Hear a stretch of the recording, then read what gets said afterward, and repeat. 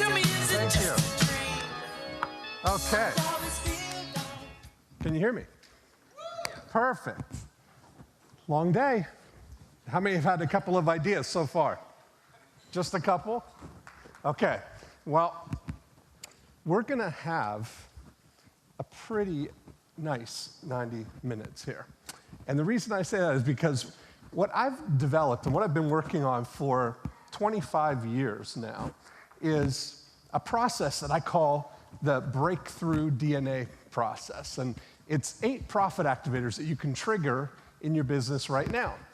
And I've been working on this process for over 25 years now. The first 10 years of it sort of unconsciously, and the last 15 years, once I figured out how to codify and put the names on things, it's exactly the same process. And what I found is that every business, I like to look for things that are what I call principle-based. They're bedrock things. How many remember 25 years ago that things were a little bit different in the business world 25 years ago? There was no internet. Can you imagine a world where there's no internet? But there wasn't. And of course, you guys can all remember that. And using direct mail and using direct response principles to apply to business was really how we learned to generate more business. So what I've found here, I call this the breakthrough DNA process because these 8 profit activators are like little DNA cells that are present uniformly in every business, but they are manifested differently in every business. So the principle, just as Dave said, it's not, I learned and developed a lot of this starting out as a real estate agent, applying these things to my real estate business, then developing and packaging tools and systems to help other real estate agents grow their business, and then applying all the principles of growing a business that helps realtors grow their business. 3 levels now, applying all of those things using the same principles. So I've gotten to see a lot of different examples of how this works, and I'm going to share with you all kinds of different businesses. But more importantly, I want you to be thinking about this with your business, because what I want to teach you is a systematic approach to creating breakthroughs in your own business that you can use anytime. And we use it as sort of a diagnostic tool. If I'm coming in to any business, the first thing I'm going to do is I'm going to overlay these 8 profit activators on top of your business, and I'm going to look and see where the opportunities are and where the breakdowns are, where the things that are could be optimized, where are the things that are the biggest opportunities just waiting for you to take advantage of them right now. So what we start with is we take your business and we divide it first into 3 different parts. We break your business into 3 independent units, and we call those the before unit, the during unit, and the after unit. Now, the before unit, the purpose of the before unit is to find people who want to do whatever it is that your business does and deliver them to your during unit. Now, the best way to think about this is kind of like you're separating the marketing of your business and the part of your business that actually does whatever it is that you do, that gets the result. If you're a realtor, it's how many realtors are there in here, just by a show of hands? How many people are in the real estate business? Okay. Now, if you are a chiropractor, they're going to manifest differently. If you own a restaurant, they're going to manifest differently. Whatever it is that you do, that's the during unit part of your business. So working with people from the time they say yes to the time they get whatever result it is that you deliver them, that's the during unit of your business. And the after unit is the part of your business that nurtures lifetime relationships with people, all the people who already know you, like you, and trust you, and orchestrates referrals. So when we look at these 3 units of your business, the thing that we're looking for is to see where's the big opportunity right now.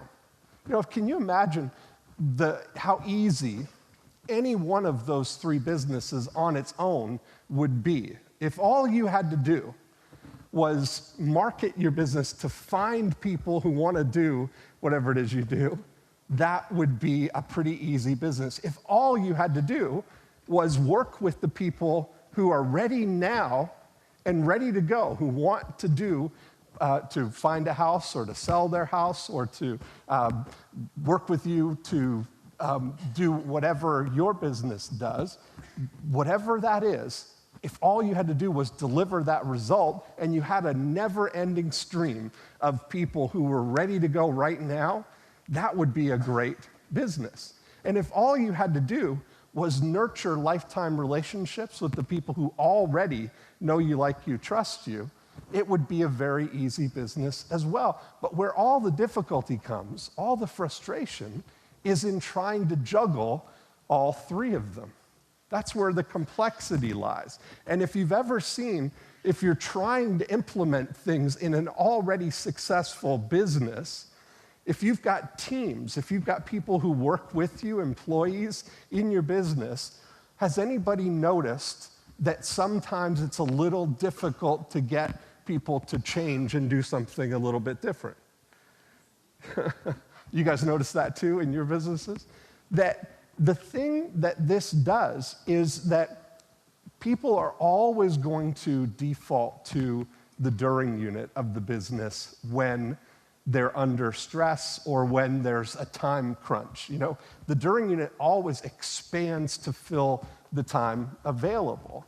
But if you only have somebody whose whole job is working on the before unit, and somebody whose whole job or whole task is working on the after unit, things just work so much more smoothly. So what I want you to do is just to imagine that scenario for your business, just to kind of break it down and to see and imagine that each of those businesses are independent units that have their own key metrics. You know, we mentioned that the key metric for your after unit is return on relationships. Now, how you calculate that, and I want you to kind of think about this for yourself, is how you calculate that is that a certain portion of your business is either repeat and recurring business, that people that have been with you or been patients of your practice or done whatever your business does again and again and continue to do that with you, or they're on a monthly service program with you where they're continuing to build that relationship with you. And some of those people may refer other people to you. And those two things, repeat business from people who already know you, like you, trust you, and referral business account for the metric of what I call return on relationships. So when you look at your business, you can count how many of those people do you have? How many people would be in your after unit of your business? How many clients do you have that are contributing money to your business every year that have already done so? That is not somebody new. You didn't find them with marketing. It didn't cost you any money to find them because you already know them. So going into the year, it's a nice position to be in to have certain revenue that's going to be coming in, whether you bring in new people or not.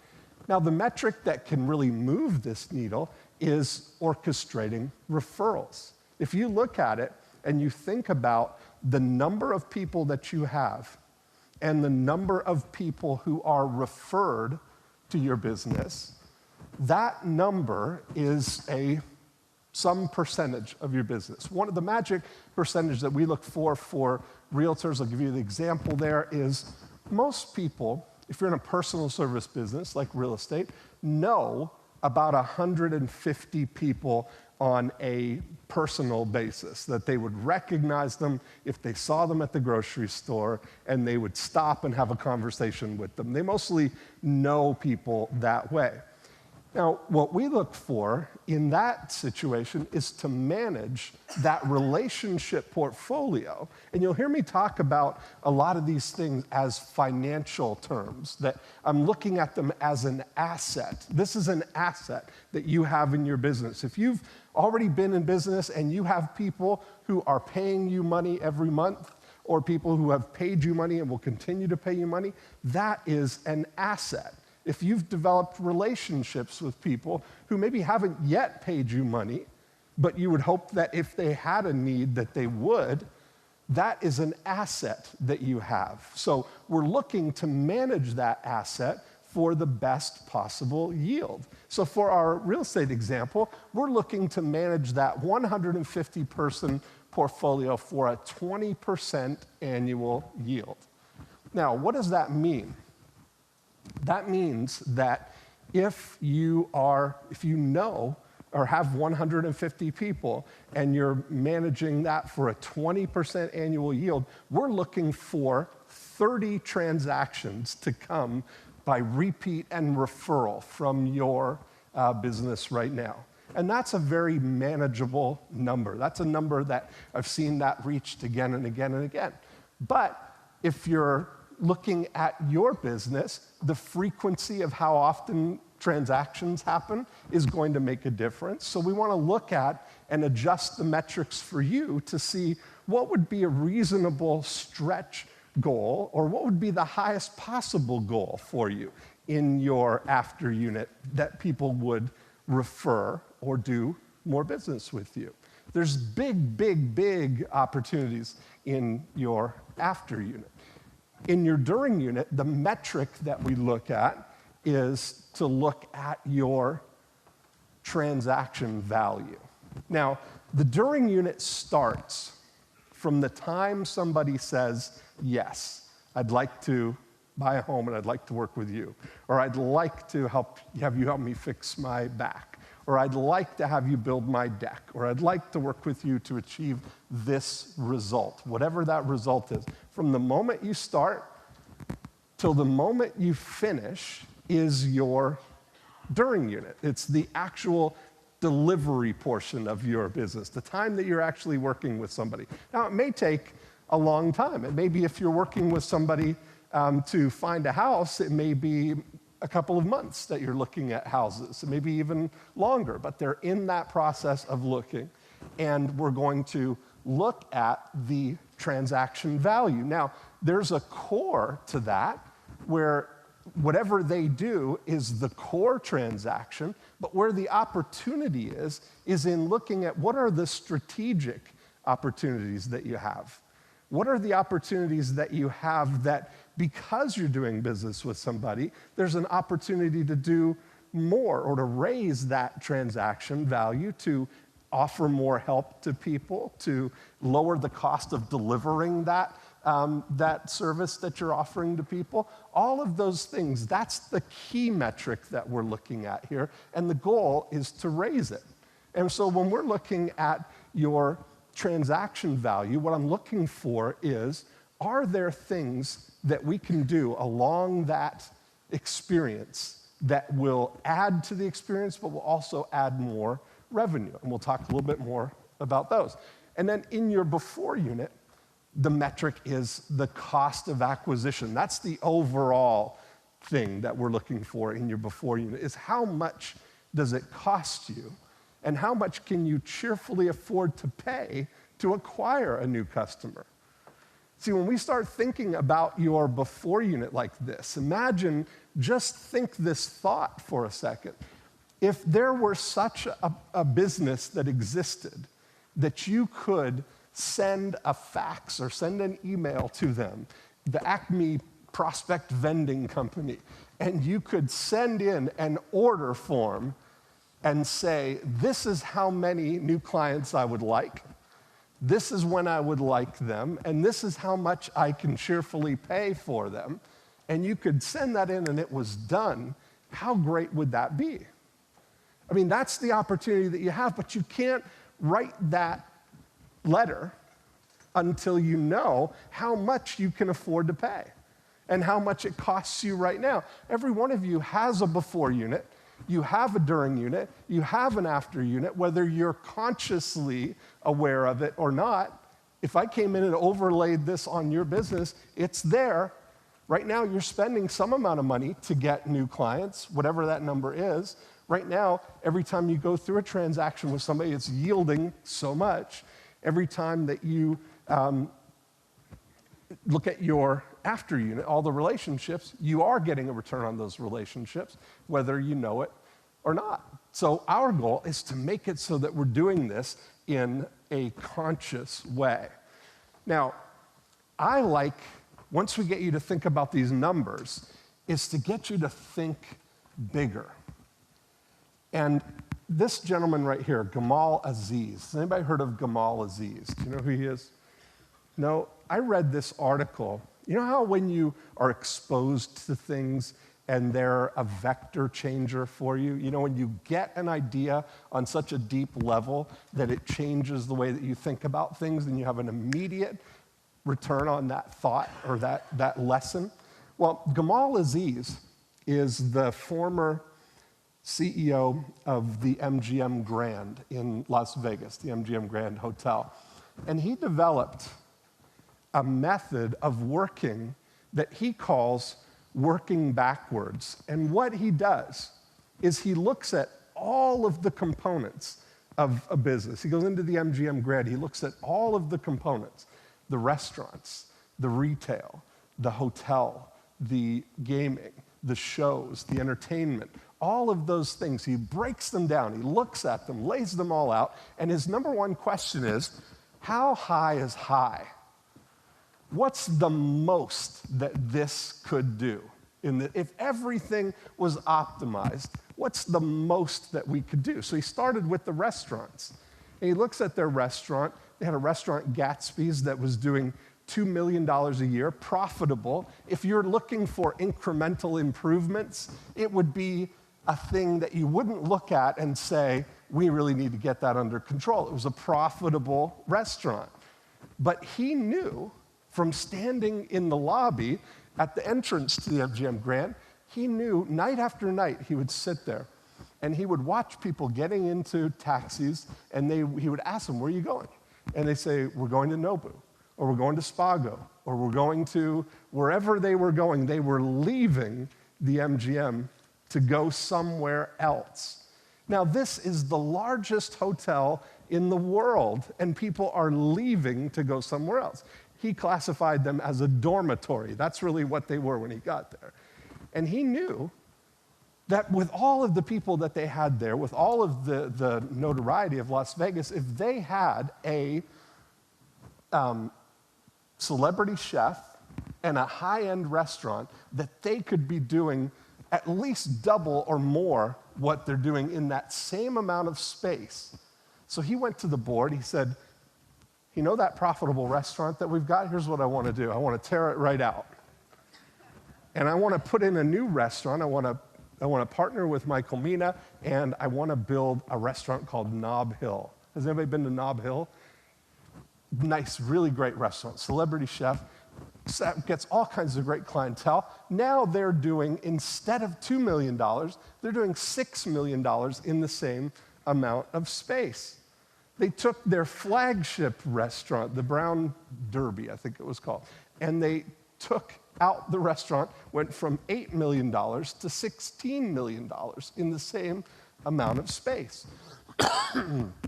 They had a salon in there that was doing $55 haircuts. They got a celebrity stylist, Christoph, in there, and now they do $120 haircuts or $400 haircuts if you want Christoph to do it himself.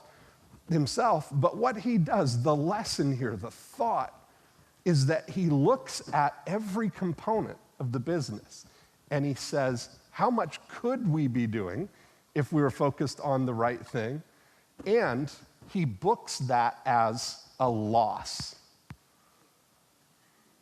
You know, it's really interesting because if you take that approach, if you had a $2 million restaurant, but you were counting that restaurant is costing you $4 million, how many would be more motivated to do something about that restaurant? You know, it's an interesting thing when you look at it. So I want you to think that way for today. I want you to just think about what I'm looking for is what's the very best thing that your business could do.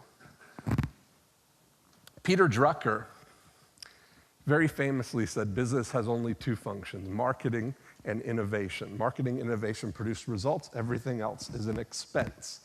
Now, I, for years, have always taken solace in the fact that I fit under that umbrella of marketing. Yeah, I'm on the right team. I'm in something that makes a difference. And I thought of innovation as something that big companies do, inventing companies do, that manufacturers do, inventors, that kind of thing. But we had Tony Robbins on our I Love Marketing podcast, and he said something that really kind of changed my mind. It was one of those epiphany moments. We asked him, because we always ask everybody, when did you fall in love with marketing? That's our podcast, I Love Marketing. So we asked him, when did you fall in love with marketing? He said, well, you know what, I never really did love marketing, but I love people, I love getting results, and so I focused on that. And that's really interesting, isn't it? And when I thought about it, that there really is, if you want to amplify your marketing, the fastest way to amplify your marketing is to get better at the core thing that you do, get better at delivering a result. See, innovation is get better at defining and getting a desirable result better than anyone in the world. Now, what's that thing? If you look at, that's woven through the secret of all great success literature, of all successful business things. You look at Good to Great, Jim Collins. What's the thing that you could do better than anybody in the world? They call that your hedgehog idea. What's the thing that you can do? Now, a lot of times we focus on those things and we look at our business, and some of the things that we do are that type of thing that we can do better than anybody, but sometimes we're forced, or we feel like we're forced, to do business that we're not really the best at it, and we maybe don't, or we're not in love with it as much as we are certain parts of it, but it's what pays the bills sometimes.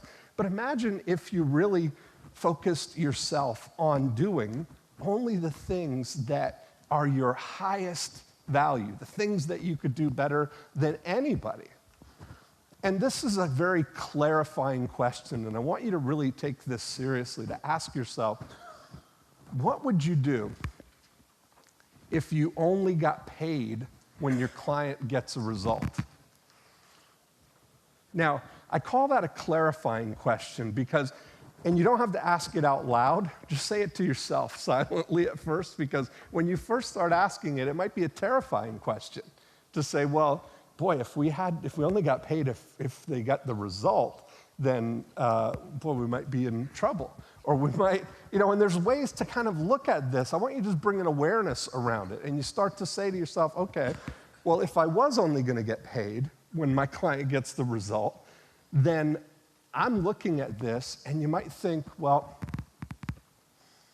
how have I done so far? Like if you back tested the last 10 people that you helped, if you had made a proposal to them that you were only going to get paid if they get the result, how did you do on the last 10 if that had been the way that you made that proposal?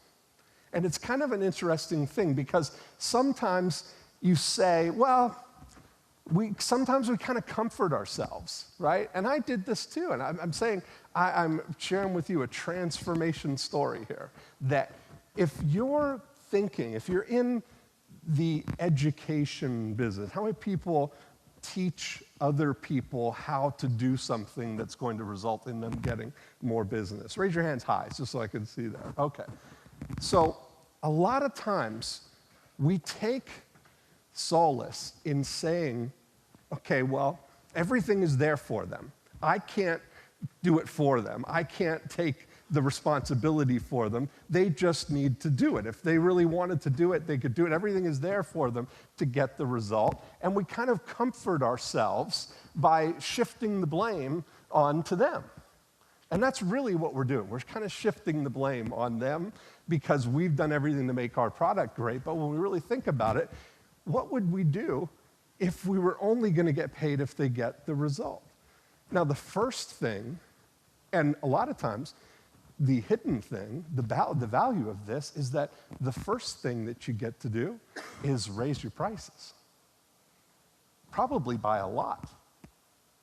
You know, there's a lot more value in actually getting the result than there is in somebody knowing how to do it. Showing somebody how to do it is very different than actually doing it. And we're in a world right now where it's unimaginable the volume of business that you can do with crowdsourcing, with using staff on demand, with using all of these things to actually think through, what if we could actually get a result for somebody? What would we do? But it starts thinking that process for you. And I want you to just kind of let that thought marinate as we go through the rest of the day here. So let's talk about your before unit here. And we'll start with Profit Activator 1. And this is where often the biggest breakthrough can come, is by narrowing your focus and selecting one single target market, and I say at a time. Because I know that as soon as I say, let's narrow your focus, the first thing that people think is, well, I don't want to give anybody up. I can help all kinds of people. And if I can help people, I want to help whoever I can help. Or that's for small businesses. I don't want to just be a small business. I want to have the opportunity to be big. If I can help these people, I just need a smaller piece of a larger pie, I'll be just fine. But we may be costing yourself some easy money. I mean, you may be costing yourself some more effort, and dividing your effort may be costing you more than, you could make a lot more by narrowing your focus. And it's not just for small companies. How many people have heard of this little packaged goods company called Procter & Gamble? Is anybody familiar with them? Okay. It didn't seem to hurt them focusing on narrowing their focus. I read in a book, The Procter & Gamble 99, which is a great book. It's written by a guy who was involved with the Procter & Gamble marketing team and development team. And what he outlines is they have a process for developing new products, developing new innovations. They're definitely an innovation company and a marketing company. They take both of them to the highest levels. But what they do is, there are 99 principles there. 3 of them really stood out to me as the magic formula. The first one is that they plan to dominate. Now, what if you went into a market with that thought, that you're going to plan to dominate?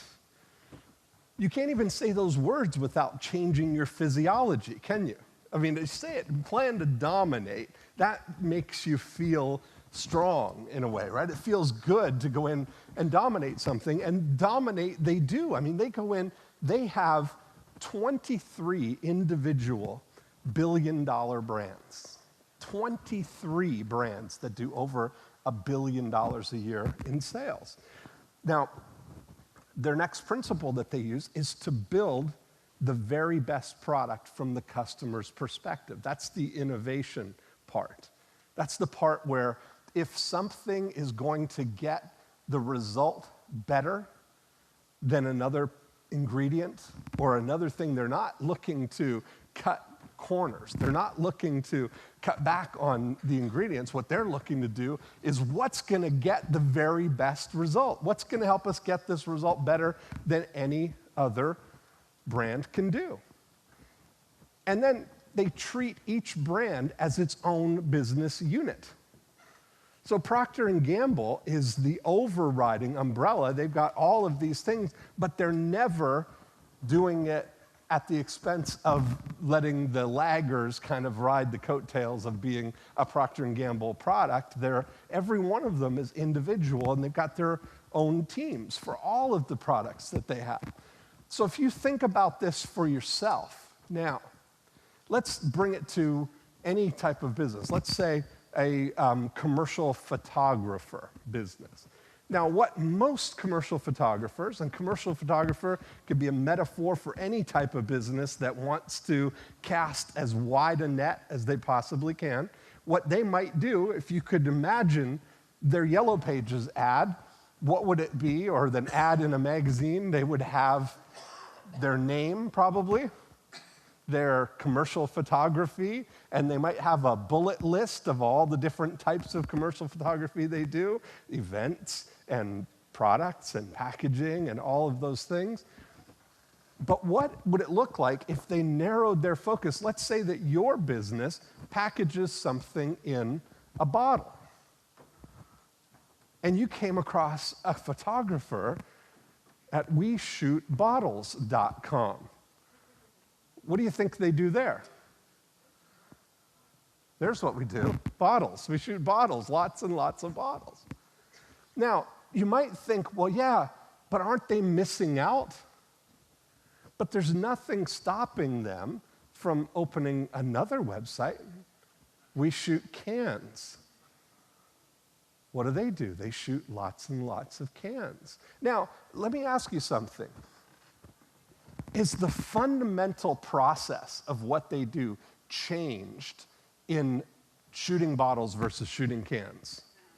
It's exactly the same, 99% the same, right? White background, nice lighting, package and position the product in there. But does it make a difference if the only product that you sell happens to be packaged in a bottle, and you come across a website for a photographer that specializes in shooting bottles? Does that give you more comfort than somebody who is it's one of the things that they do? Maybe they'll do a good job, maybe they won't, but certainly somebody who specializes in it, you feel like you're in the right place. Now, that's what you want your clients to feel like, right? You want your clients to feel like they're in the right place. And I'll tell you, the premium for that is higher prices. People will pay more for exactly what they're looking for. I went into the drugstore what day is it today? Today's Thursday. I left yesterday, Tuesday. I went into the drugstore, and I took these pictures. There is Excedrin Extra Strength on the shelf in the local CVS in Winter Haven, Florida, and it sells for $5.49. Okay? General extra strength, that's a good pain reliever, right? But if I had a migraine headache, and I went in and I saw this Excedrin Migraine, does that sound like it's going to meet my needs? Do you think I would pay a premium for that? $5.99, a 10% premium, because it says migraine on the packaging. You want to know the secret? It's exactly the same ingredients. They don't even change the product. It's got aspirin, it's got acetaminophen, and caffeine. Same thing in both packages in exactly the same amounts. Now, how many of you think that with a product that you are currently selling right now, that you could put a specific label on it and add, I'm not talking about revamping the whole thing, but with 20% change, you could have a specialized product for something? How many feel like you could have that right now? And that right there is one of the first breakthroughs that you could easily implement in your business. When you're focused on one specific target market, it makes everything else so much easier. I constantly look for these things. This is maybe one of my favorites. This is a product here. In the blue packaging, this pumice stone is sold as a hard water wand. Now, in the pink packaging, exactly the same thing. It's packaged as the heel beanie for women to rub their heels, their feet to get. I mean, you can't even make this stuff up. It's exactly the same product, right? And if you can't, but you got to buy the different one, you know? Sometimes finding the right thing at the right time is the thing that's going to make a difference. So sometimes just packaging what you're already doing, specializing in something, one thing at a time, and you don't have to only specialize in that one thing, but all the wrapping, all the marketing, all of the communication is about that one thing. So that's a big head start for you. Now, you know, you can do that same thing, not with a particular target audience, but with an attribute that people really want. You know, let's go back to the laundry detergent category, which Procter & Gamble, they dominate the laundry detergent category, not just once, but they've got, I don't know how many, but I can think of at least $5 billion laundry detergent brands, each focused on a very specific attribute of the market. Now, Tide, the word attribute that they are dominating is white. If you want to get your clothes as white as they can be, Tide is the laundry detergent for you. Now, can you think of some of the other attributes that they have brands for? What if you wanted to get your tough stains out? Era or Shout. What if you want to just throw it all in the same temperature and your clothes not get ruined with all the colors bleeding? Cheer, all temperature cheer. What if you want your clothes to smell great? Gain. So all of these things, they've got individual brands that are specific to one specific attribute. You can go that narrow with something. And remember, going in with an idea of completely planning to dominate that market, it's always so much better to be a market and a category of one, where you're the one. How many commercial photographers do you think just shoot bottles? You know, that's the first one that I've seen, and they own it. WeShootBottles.com. You're going to go there, right? Now, sometimes rather than fighting over the same attribute that everybody's fighting over, sometimes the counterintuitive move is to go for an attribute that's just as valuable, but nobody is talking about. Do you remember when Nike came out with their golf balls? One of the golf ball that made the dent for them was the Nike Tour Accuracy. And Tiger Woods was playing that ball, but their attribute that they were going for was that this ball goes straight. When everybody was talking about what? Distance. It's the longest ball. It's the distance. It's the thing. So Nike comes out, and everybody's going, ours is longer. No, ours is longer. No, ours is longer. Well, ours is straight. Do we have any golfers? How many of the straight is more a problem than the distance, right? And sometimes the distance, when you haven't fixed the straight, is the real problem. So knowing that for yourself, you know, you can look at what are the attributes, what are the markets that we could adapt what I'm already doing, or what is nobody doing here? We're focusing on what you do, what you can do better than anybody, and narrowing it to a market that you can serve better than anybody in the world by narrowing your focus to that target market. Now, sometimes the first thing you need to do is to get a sense of which markets are the most valuable. Now, that might be a little hard to read that I'm seeing here, but when we look at one of the things that Dave was talking about was I have a program for real estate agents called Getting Listings. And we choose an area, we market that area to get new listings for the agent, and the cost of mailing out postcards is the same whether you're mailing them to $40,000 condos in Winter Haven, Florida, or whether you're mailing them to $340,000 lakefront homes. Remember, again, we look at how high is high. What's the highest thing that we could do? So coming into Winter Haven here, we looked at the highest priced homes are lakefront homes with an average of $340,000, which yields a commission, a listing commission of $10,000 on average. So when we look at this, it has a turnover rate of 8%.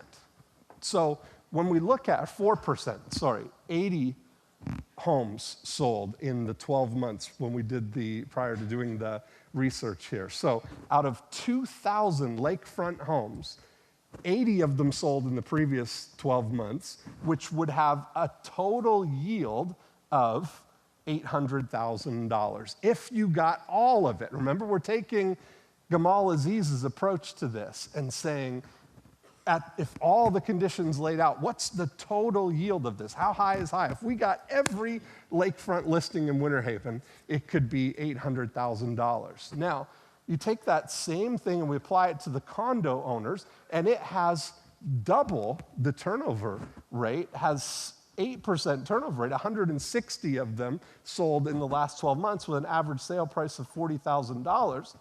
With their total yield of $1,200. So the potential value of the condo owners is $192,000.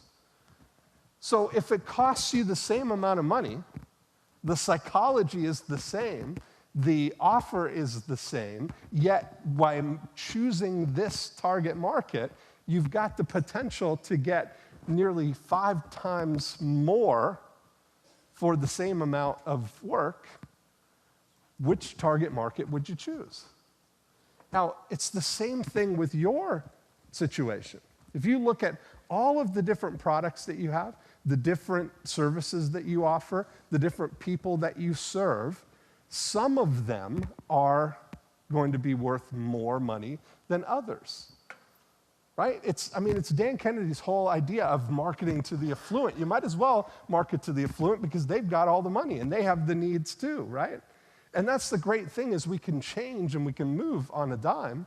So we might as well focus on the one that's going to get us the highest possible yield. Now, how much are you losing by not dominating a single market? Now, and it's interesting. I'll just ask you that question because when we look at it right now, if you get a sense right now that if you just look at this part of your business and you start to say, wow, if I could just make this little change, how much more money could I make right now? How much is opportunity just sitting there waiting for me? I could raise my prices, I could make my marketing easier, I could choose a better target audience. I've got a limited capacity for whatever it is that you do. We've got, if you're doing some kind of personal service, so there's any kind of constraint on what you're offering, it makes sense to only do the things that are going to get the highest yield and do those first. Okay, let's move on to profit activator number 2. Now, once we've selected that target market, the next opportunity we have on our focus is to compel your prospects to call you using direct response.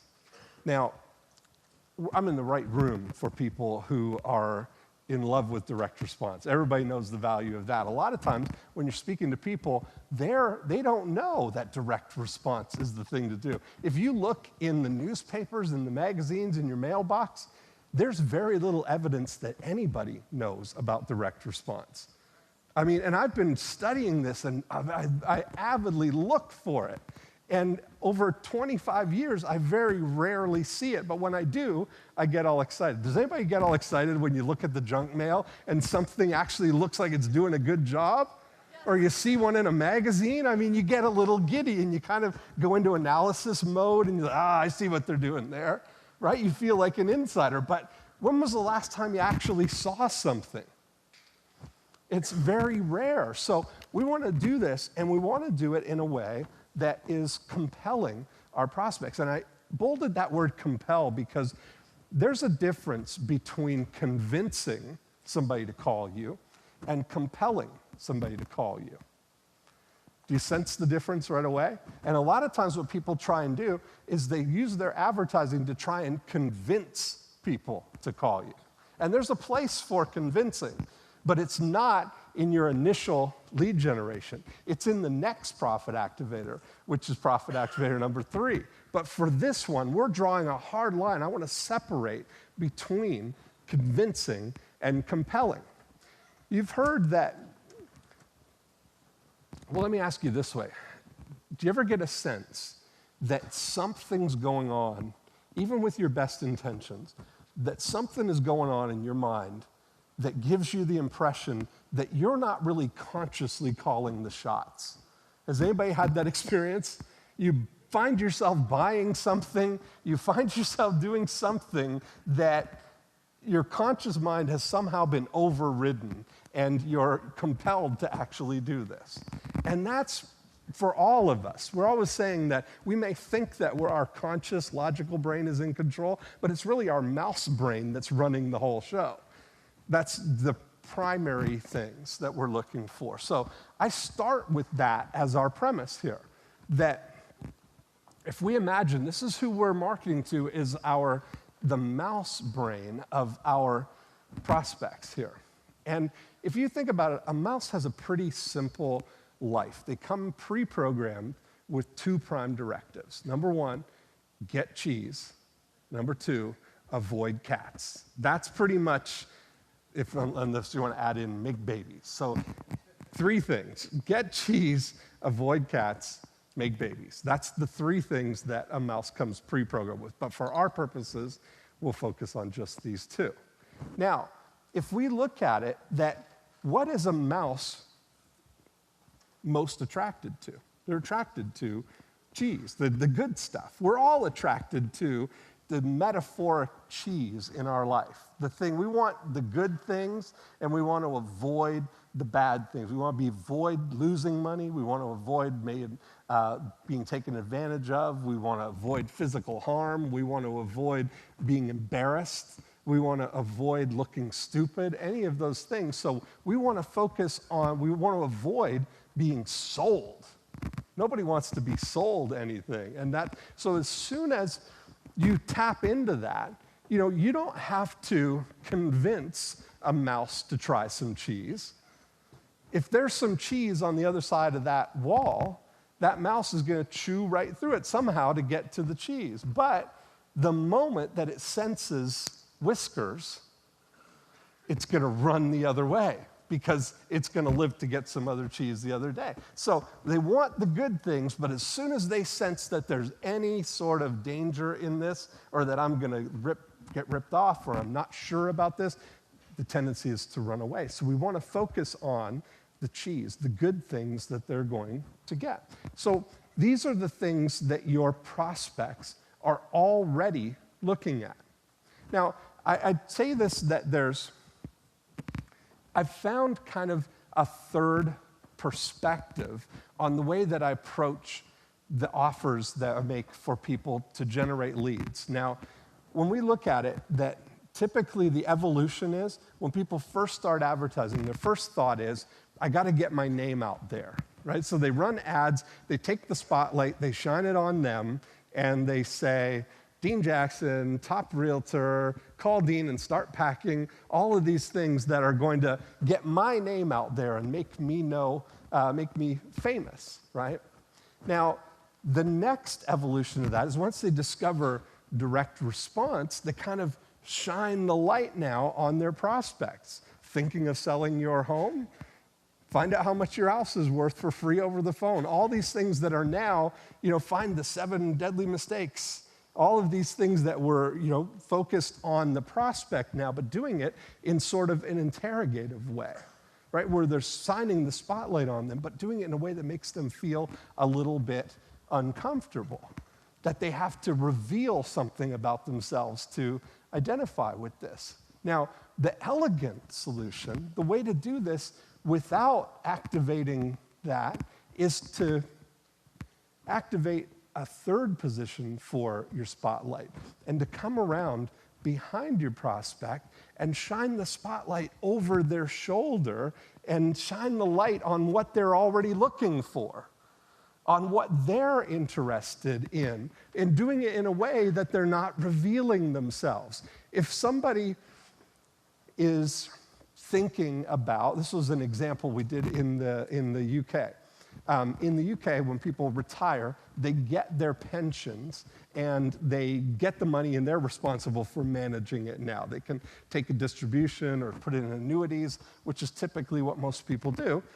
So financial advisors are typically trying to convince people that they can help them get a higher yield on their money than anybody else. But here's what we found, and this was a difference of going from 3% response rate to 28% response rate by changing the focus. We ran little ads that were offering the free April 2015 report on UK annuity yields. Now, that sounds like and is market data. That sounds like something that is not trying to convince me of anything. It's not biased information. It's market data, which I can trust. And it feels like a shortcut. It feels like I'm going to get this list. I'm going to look at the list. Here's the top 1, 2, 3. I'm going to pick number 1. I'm going to put my money in there. Problem solved. I don't have to do any thinking. I've picked the best one. You can't go wrong being with the best one, right? Now, you know that there's lots of other things that go into that decision, but often you don't get to have that decision with somebody if you're trying to convince them that there's other things to do while they're hell-bent on doing what they want to do, what they think is the best way, what they feel is the safest way to do something. We do this same approach with the real estate. If we say, if somebody's going to be selling their house, what's the first thought that probably goes in their mind? How much is my house worth? Now, if I get a postcard that says, Dean Jackson, top realtor in Winter Haven, call Dean and start packing, is that going to be your first call? Is that your motivation? No. If you're just now entering the process of thinking about selling your house and you get a postcard that says, thinking of selling your house, find out how much your house is worth for free over the phone, you may call on that because it's close, but you're going to kind of, plug your nose and do it because you know that what I really want to do is try and get in your kitchen and get you to sell your house with me. That's what you think. Now, if we can take that third perspective and I can offer a free April 2015 report on Winter Haven lakefront house prices, which sounds like I'm voyeuring in on something that's already done. I'm not obligating myself to a real estate agent who's going to give me their opinion on what my house is worth. I'm getting the market data on Winter Haven lakefront house prices, which is what I live in. That's the real thing that's going to compel people. And response rates soar when you understand, tap into what it is that they're compelled to look for. It's like getting in the jet stream. It's got its own momentum. They want that, and that's the way they're going to get it. Now, the great thing is, if you're in a situation where you can now triangulate things, so we would look for people who are going to be selling their house over here, but at the same time, we're running ads in homes magazines looking for people who are going to be buying lakefront homes without even advertising listings right now. If you're looking for a great lakefront house, read this, and we offer them the report on and the guide to Winter Haven lakefront houses with all the information about the different lakes. All that stuff is market data that people who are getting all their ducks in a row are very, very interested in receiving. Here's another one, free April 2015 report on mainframe outsourcing prices. We use it for B2B. Free 2015 U.S. Hockey Scholarship Directory. That's for a guy who does branding for hockey players in Canada, in Ontario. Now, if you want to be an NHL hockey player, one of the best things that can happen to you is to be born in Ontario, because that's where they all come from. But they don't know. The parents are spending all this money on their kids going to these hockey programs because they've got a viable career path to the NHL. And plan B, the worst case scenario, is that they'll get a U.S. hockey scholarship. So rather than trying to convince people to brand themselves and to put all these info packages together for themselves, focus on what are they compelled by. The parents, they want to get the scholarships. They look at this as the treasure map, and they get it, and now it immediately triggers the next question, which is, well, now what do I do? How do I make my kids stand out? How do I approach these players? Well, now they have a need for branding. Same thing with meeting people where they are. This is a book for a hypnosis. Now, hypnosis is one of those things where people come into it with a preconceived idea. They've got something they need to know, but we can now meet people where they are. Everybody can relate to willpower doesn't work. If you start the argument there, start the discussion there, now it's easy to bridge and say, well, the reason it doesn't is because the subconscious is really what drives things, and the way that you overcome the subconscious is, the good news is it's easily suggestible. So hypnosis is now out of a framework of starting with willpower doesn't work. Meet them where they are. Here's an ad for reverse mortgages. Now, this one we've run in lots of different homes magazines, but just engaging people that they might not know that they can get a loan where they can live in a home, not make any mortgage payment, and live in it for free. Always starting out with giving people what they want. Here's a full-page ad that I run in Success magazine, and teaching people, and I'm going to teach you guys this same thing, an amazing 9-word email that revives dead leads. Now, most situations, most ads like this, if you've ever read an ad, any direct response ad, have you ever read one and been disappointed that you read it, but you don't feel any further ahead for having read it? Well, the approach that I took with this as an experiment is I wanted to write an article, and I wanted to make this the most valuable page in the magazine. And the question I asked myself was, what would I write if Success Magazine was paying me $8,000 to write the article instead of me paying them $8,000 to let me run it? And you start taking this thing, and I tell the whole story, but it immediately sets up the need for people to get more, which I offer them in a free book where they can go and download it. Now, if you look at these simple landing pages, when you're compelling people, I'm not trying to convince anybody of everything. I'm using the landing page as the benchmark that you're in the right place. Yes, this is where you get the book. I'm not trying to convince them of anything else. Simple things. Here's how to write and publish your first book in 90 minutes. We do the same thing with these, with barefoot water ski lessons, teaching people something easy, offering them some way to get it for free. What was in London, and we did an exercise where we were thinking of the different types of book titles that you could have, because a book is by far the best lead generating thing that I've ever discovered. I mean, response rates on landing pages of 68%, 75%, way high because it's valuable to people. But so we did one, hypnotize your husband, or the skinny jeans solution, or the fire-free workday for a gentleman who does corporate training. Lose 3 sizes in 3 months for a weight loss center. All of these things, if you can imagine a book title that would be immediately compelling to your audience, that's the thing that we're looking for here. Here's the influential introvert. Now, you want to imagine what could be a book title for you that your audience, if they immediately saw it, they would want that book. What would be the book that your audience would say, I want that? And you would want to be in conversation with somebody who doesn't.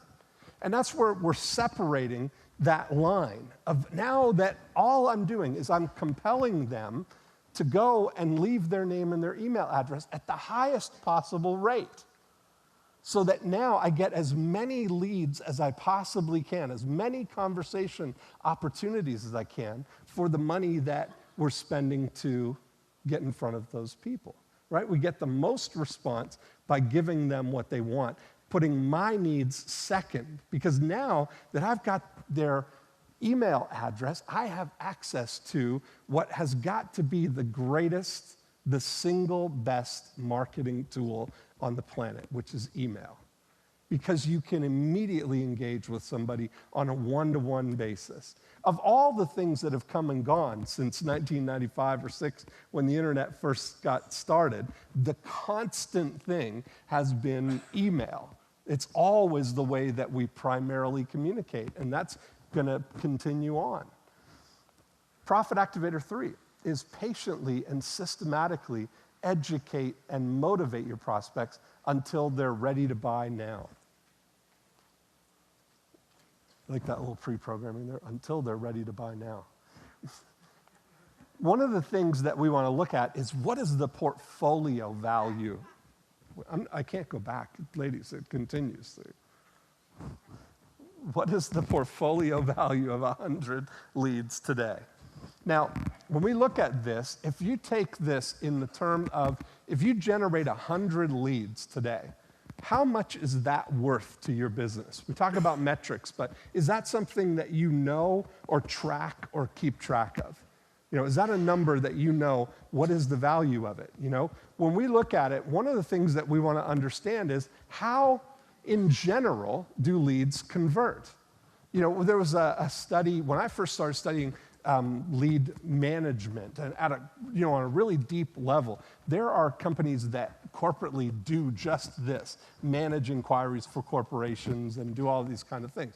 So there's a company called the Inquiry Handling Service, and they handle all of these like reader service cards, or if you go to a trade show, they do, if you request some information, they're the ones that fulfill all of that. They do millions of leads, and what they do is they survey people, and they do what they call did you buy surveys. So they'll, let's say at the home show, they're working with a client that does faucets. And people come to the home show and they fill out a reader request for faucets. They fulfill the information, and then they follow up with people, a sampling of all of these across all different industries, and they ask them one question at 90-day increments.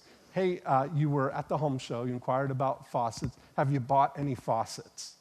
And they'll ask them at 90 days. They'll ask another sampling at 6 months, and at 9 months, 12 months, all the way out 18 months. And what they find is that just over half, across all industries, just over half of the people who inquire about something will buy whatever it is they've inquired about in the next 18 months.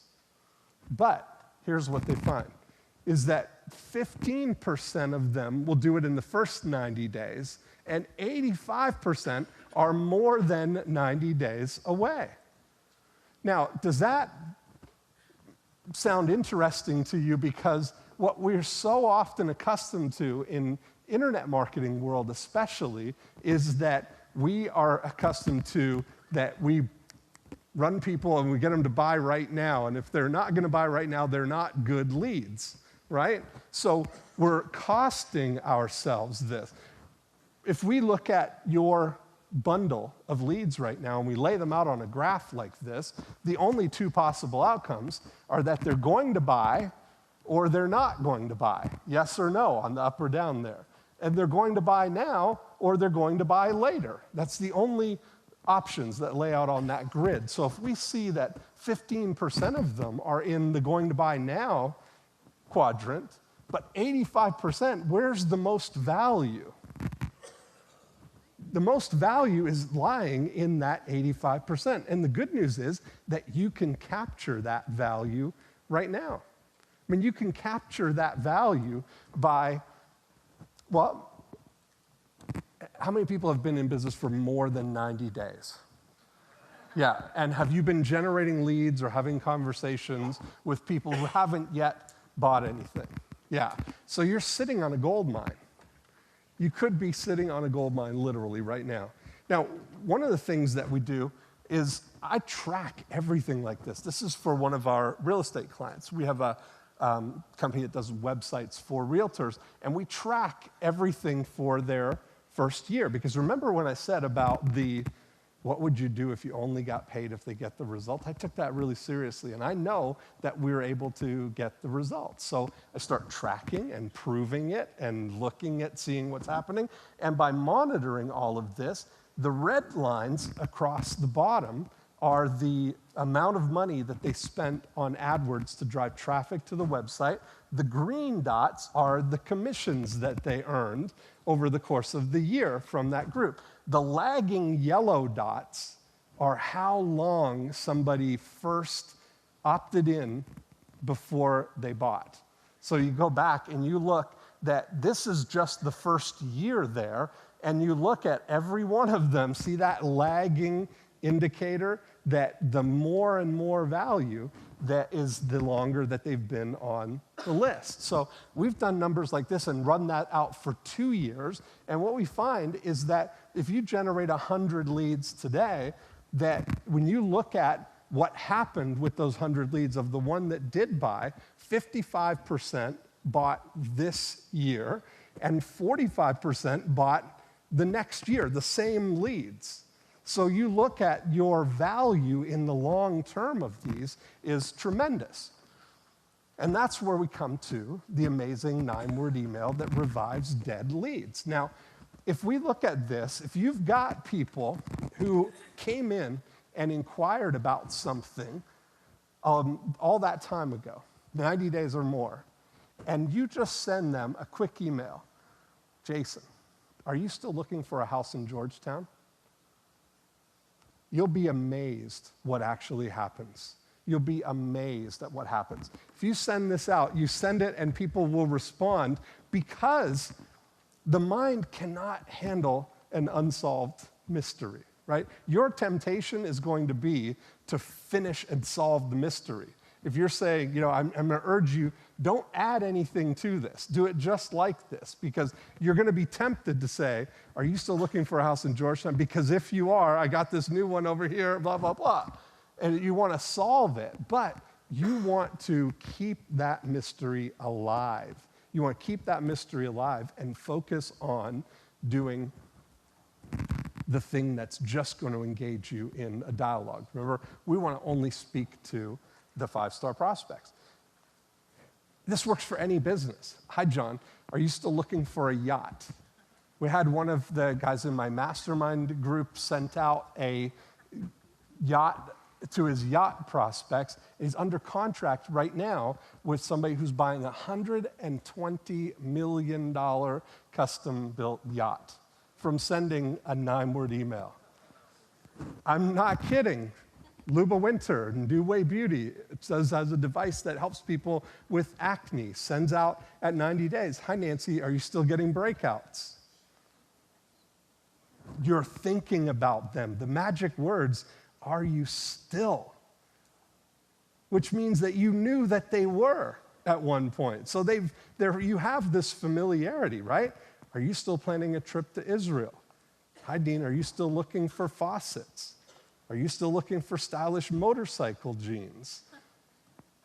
Are you thinking of coming to Phoenix for the I Love Marketing conference? Now, I used this one myself for the second I Love Marketing conference that Joe and I did. We sent this to all of our overseas people, everybody out of North America, to Australia, to the rest of the world.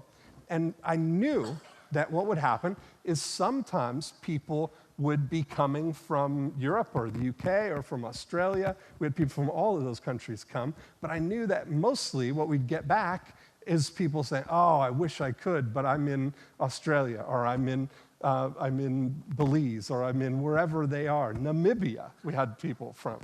Now, I knew that, and then months later, when we were offering the live streaming of the event, we were able to send back a message that says, hey, we're coming to Namibia.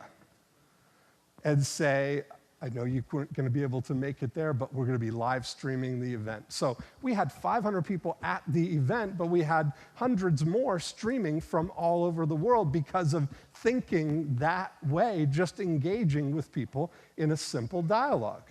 So here's some simple ones for you. Are you still interested in whatever it is that they inquired about at first? Are you still interested in that? Are you still looking for? Are you thinking of? Those are all good ways to start a question. You just want to engage people in a dialogue. And if you can get yourself to achieve mastery of conversational conversion by email, it's unlimited what you can do. And the great news is that if you can master this art, and I call it an art. The art of lead conversion is different than the science of lead generation because you're doing the same thing, right? If you get a postcard that works, you just continue to mail that same postcard and the leads will respond in the same way. But as soon as you enter into the conversion part, now there's variables. But the good news is there's not many variables. Most of the time, it's all the same. And if you can get really good at these email dialogues of where to go when somebody responds and says, yeah, I am looking for a house in Winter Haven, or I am looking for a yacht, to know what to say and how to have those dialogues, when you've had enough of them, you'll have this arsenal, you'll have this toolbox of all of the great responsive copy chunks that you can deploy again and again and train somebody else to have those dialogues with you. A lot of times when I teach this, people are overwhelmed by the amount of response that they get. So I teach people to and urge people just test with a small group first and get your feet wet. Figure out what's going to happen because you will be overwhelmed. You will get a lot of people engaging, and your ability to test different approaches to how you take those dialogues, and when you dial it in, you're leading people to the next step. Well, let's talk about how to convert more of your new leads. So that's how to re-engage with all the leads that you have not converted so far. And how many of you agree that you are sitting on a gold mine with that group of people? If you got lots of leads there, okay, there's lots of opportunity there. Now, if you're generating new leads in addition to that, that's going to be an amazing opportunity for you too. Now, it's going to change and require a little different approach here because in my observation, the thing that is really hurting response, is hurting our conversion process, is that we're kind of confrontational as an industry. That, people are, even the language of things. We talk about sending people through your gauntlet series of messages. Have you ever heard those words? Do you know, I read the actual definition of it is to undergo the military punishment of receiving blows while running between two rows of men with sticks. That's the actual definition of what a gauntlet is. And that's the way that we take these people that we get a new lead and then we run them through this gauntlet series. We hammer, hammer, hammer. You ready to buy now? How about now? Okay, if you're not going to buy now, how about if I do it at this price? What if I do it at this price and include this? Now will you do it? And we go through that whole thing for 14 days, and if they don't buy then they're bad leads. And we put them in the file and we just send them affiliate offers or we send them other things, but we're missing out. I like to take an approach of that I'm looking for 5-star prospects. The 5-star prospects are people who are willing to engage in a dialogue. They're friendly and cooperative. They know what they want.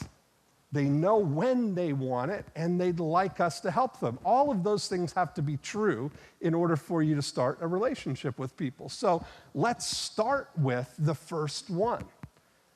Everything else is a subset of that. It's all concentric circles, right? The first thing is they've got to be willing to engage. So let's engage with people. We'll say things like this.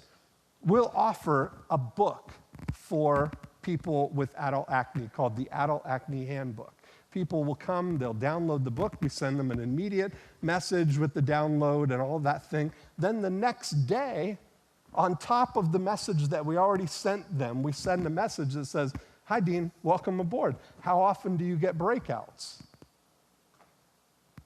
Or we'll send something, "Hi, Dean, welcome aboard. What business are you in?" That's exactly the one that I do for the Success Magazine ad. 40% of the people who download the book respond to that message. Welcome aboard. It's such a hospitable thing as opposed to a hostility-driven thing, right? I'd say less hostility, more hospitality. Let's just focus on being nice to people and giving them the benefit of the doubt. I want to treat everybody like they are a 5-star prospect until they prove that they aren't. Instead of treating everybody like they're not 5-star prospects and making them jump through hoops to prove that they are. The data shows that by and large, people are 5-star prospects, at least half of them, if you take that pool out to reach 18 months. So let's invest in that.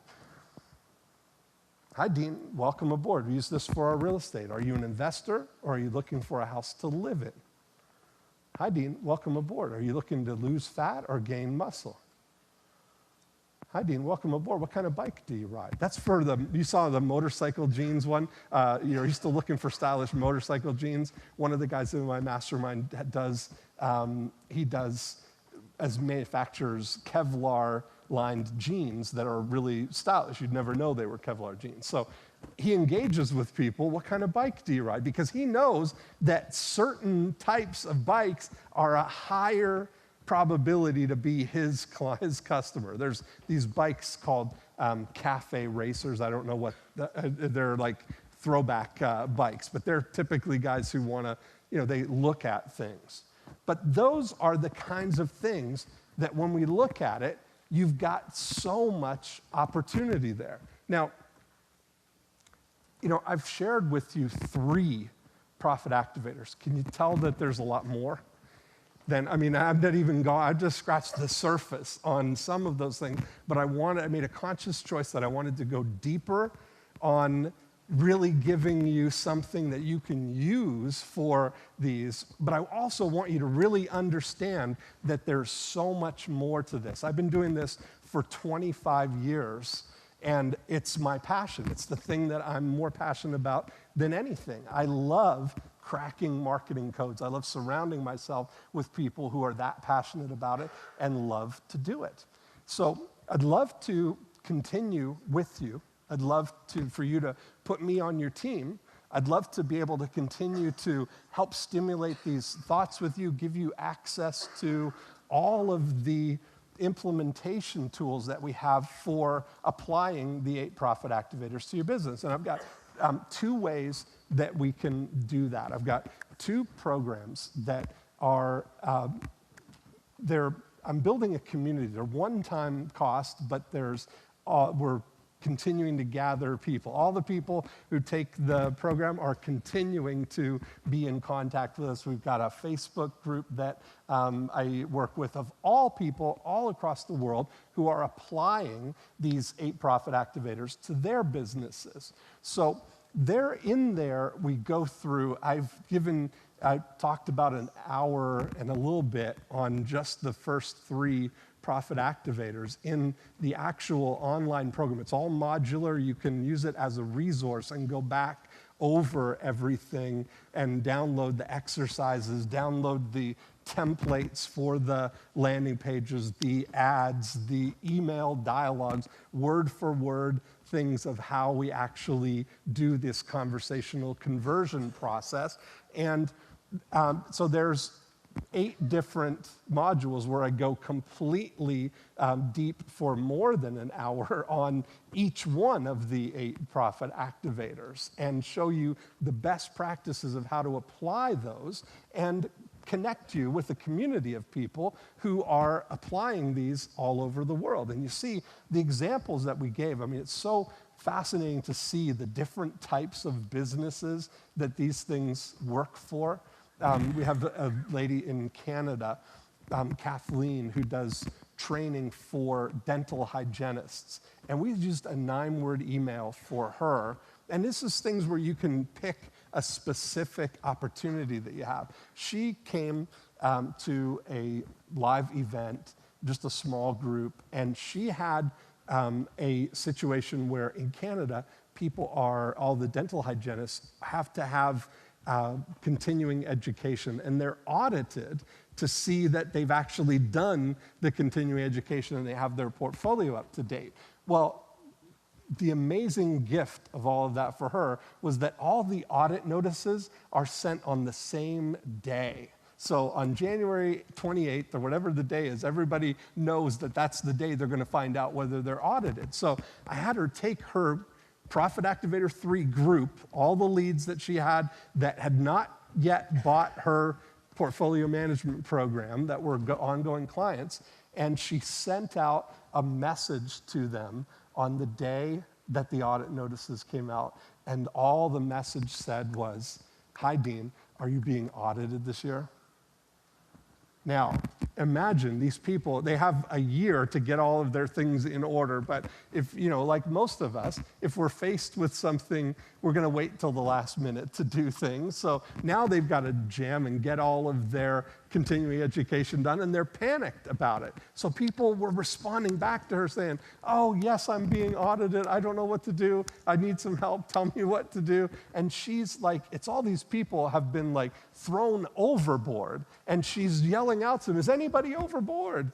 And then I'm here, I'm gonna help you, and just yell and I'll throw you a life jacket." So she put together a audit compliance kit that was a free thing to give to people, and she said, "What's your mailing address? I'll send you our audit compliance kit." Just giving to people, knowing that she's got all of this time. Now, so I was really excited to be a part of crafting that with her and to share that in the group and having other people come to and apply these things. It's almost like a fun game, where people, once everybody's singing from the same song sheet, everybody's applying the same 8 profit activators, and you learn how to apply those profit activators to your business. So that program's all done. It's all there available for you, that you'll get immediate access and can go through that at your own pace. And you'll also, I'm hoping, be a contributor, that you'll get involved in the Facebook group,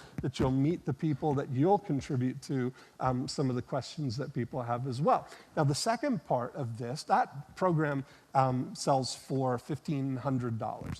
The second thing that I have is an email mastery program. You saw the ad that I was running in Success Magazine teaching the 9-word email. That's the first step in a series of ongoing trainings on how to master the art of email dialogue. So we talk about all the highest value email strategies that you can use. The first being, of course, reactivating the leads that you've neglected, of using campaigns to offer things, new things, to the people that are in your sphere right now that you have the opportunity to connect with. I was in Australia, in Sydney, and I do these live events all over the world. And so I've been to Sydney the last couple of August. But this guy, Mike Monday, he was he teaches music producers how to make better music, how to make more music, how to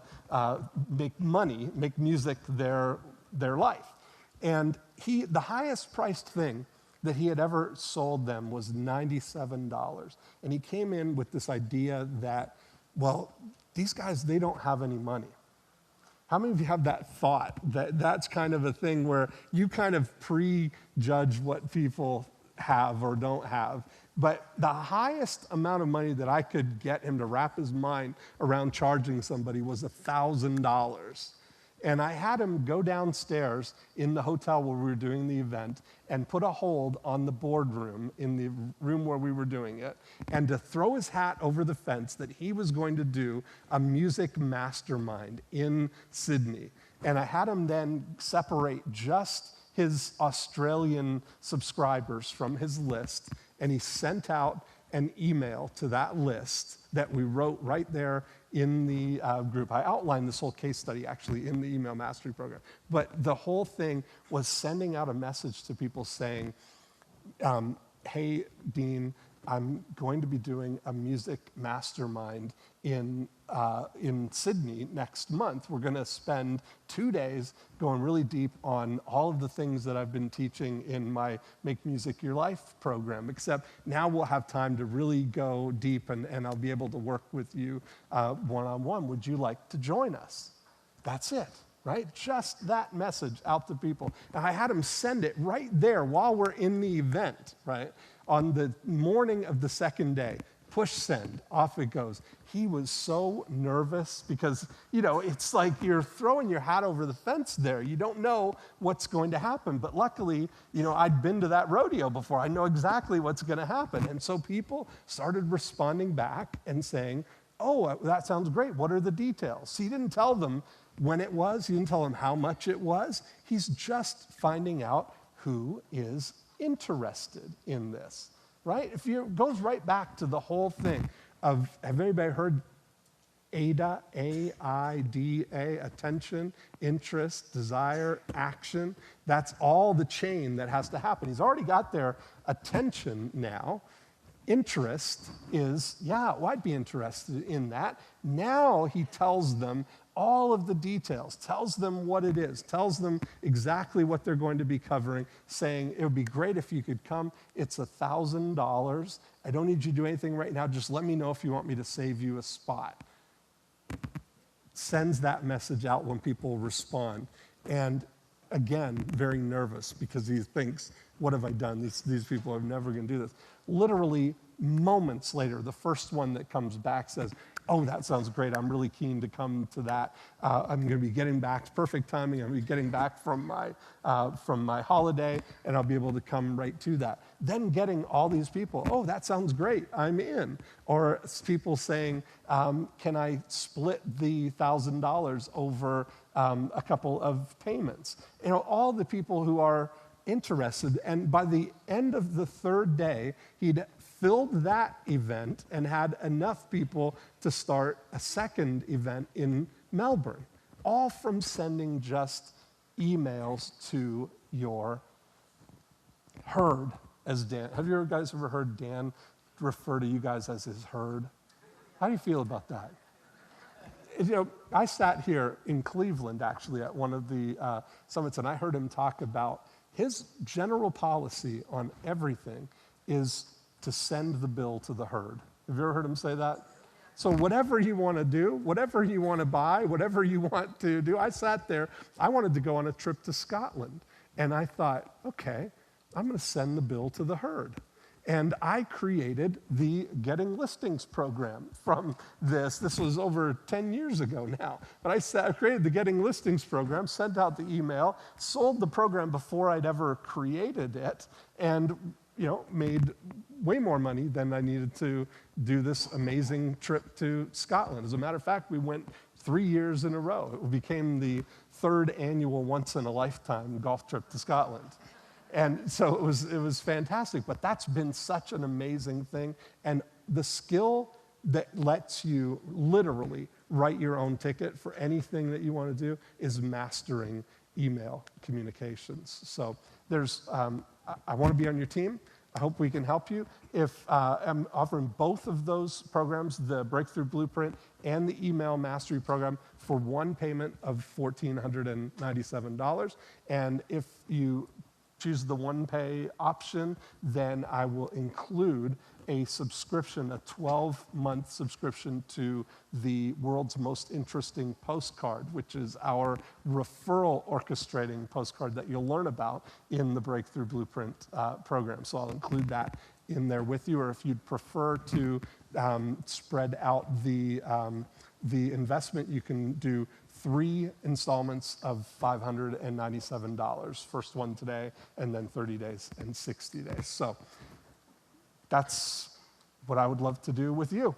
So thank you guys for being with me. I guess it's time to have dinner right now. We'll be at the back table. I'll be back here if you want to ask me questions.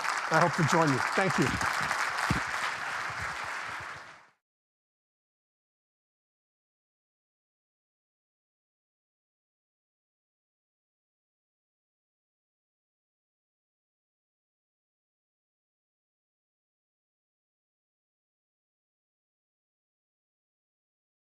All right, everybody, grab your seats. Grab your seats. You do not want to miss this. Okay, our next guest speaker, celebrity speaker actually, is Laurel Langmeyer. And as I mentioned to you, she is a powerhouse about showing you how to make money, how to put cash in your pocket. She has written 5 New York Times bestsellers in 7 years. 5 New York Times bestsellers in 7 years. She's helped over 1,000 entrepreneurs reach the millionaire status. Let me give you the exact number. 1,039 entrepreneurs reach the millionaire status. So if you're not there yet, she can help you. You've probably seen her on The View, Fox News, The Dr. Phil Show, The Secret. She was just asked to be on Dr. Oz, and check it out, an advanced copy of Forbes magazine. Not Forbes Online, the actual Forbes magazine. This hasn't even come out yet. There she is. She's got an entire article in Forbes magazine. So really, really cool. All right. But you know what? I am going to shut up, and we've got a video here that will do most of the talking for me, which is good. Let's watch the video.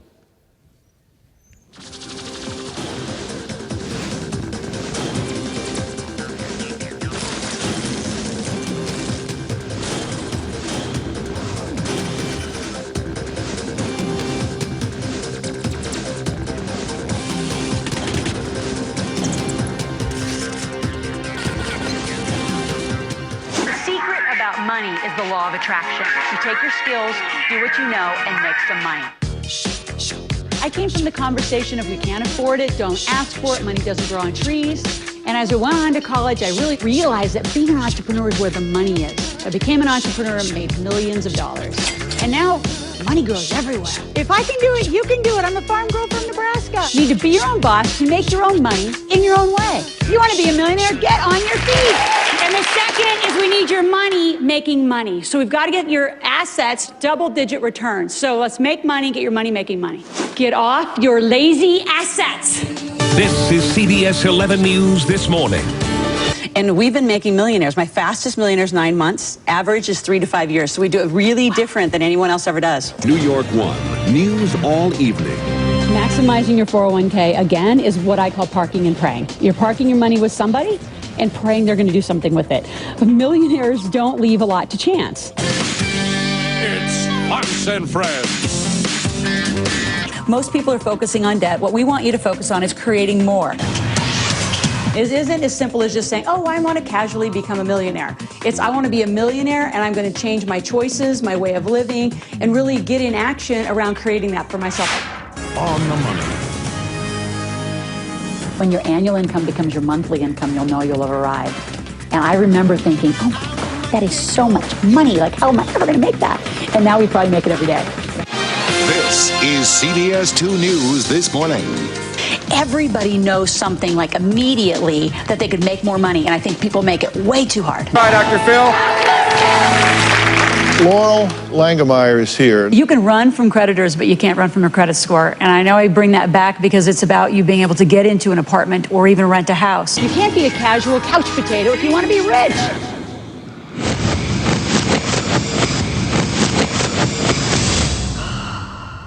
I grew up on you have to work hard for money, you have to work hard for money. And so I replaced that with money comes easily and frequently. Now, in the beginning, it feels like a lie, right? There was a part of your brain that will say, oh, you liar, it's hard. So you have to know it's this little tennis match that will go on for a while. I'd say 80% of my coaching that I do one-on-one with folks is about their psychology and the way they think. And I know when people are listening, they say, oh, well, you can do it, I can't. Every person has the capability to change the way they're in a relationship and conversation with money. Talk about the essence of the entire conversation is going to be how do you make money? Because in this economy, it's the answer. And it's about creating, expanding, and generating in your life, not minimizing, restricting, and living on a budget. A man is not a plan. I mean, last I checked, and I always say this kind of funny, but Christopher Columbus did not discover America so we could have jobs. I mean, he discovered it for entrepreneurialism, for freedom, and we have lost it.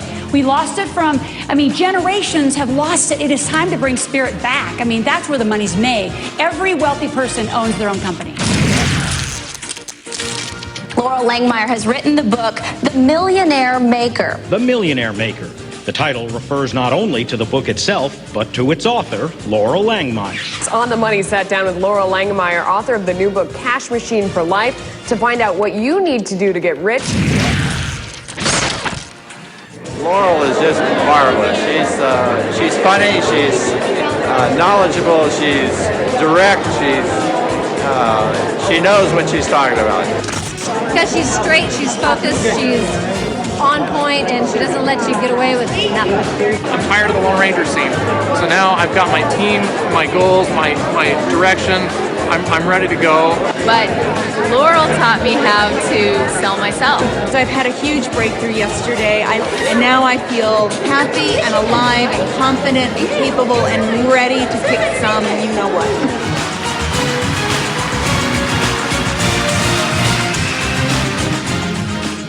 I don't believe in self-made millionaires. I think they're team-made millionaires. Everyone does this with a team.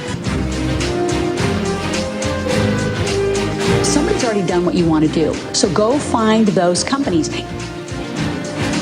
That money comes easily and frequently when you demand that it comes to you, because you demand your life to be bigger, because you demand that you're here to do something bigger. Let me meet you where you are and take you where you need to go. Because 1 year from now, you're going to wish you started today. So ready? Let's go.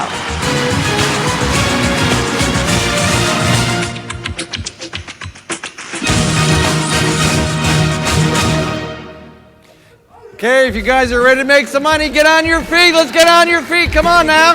Come on now. Come on. Come on. That means you too. That means you too. Let's welcome to the stage Laurel Langmeyer. Really loud now. Come on now.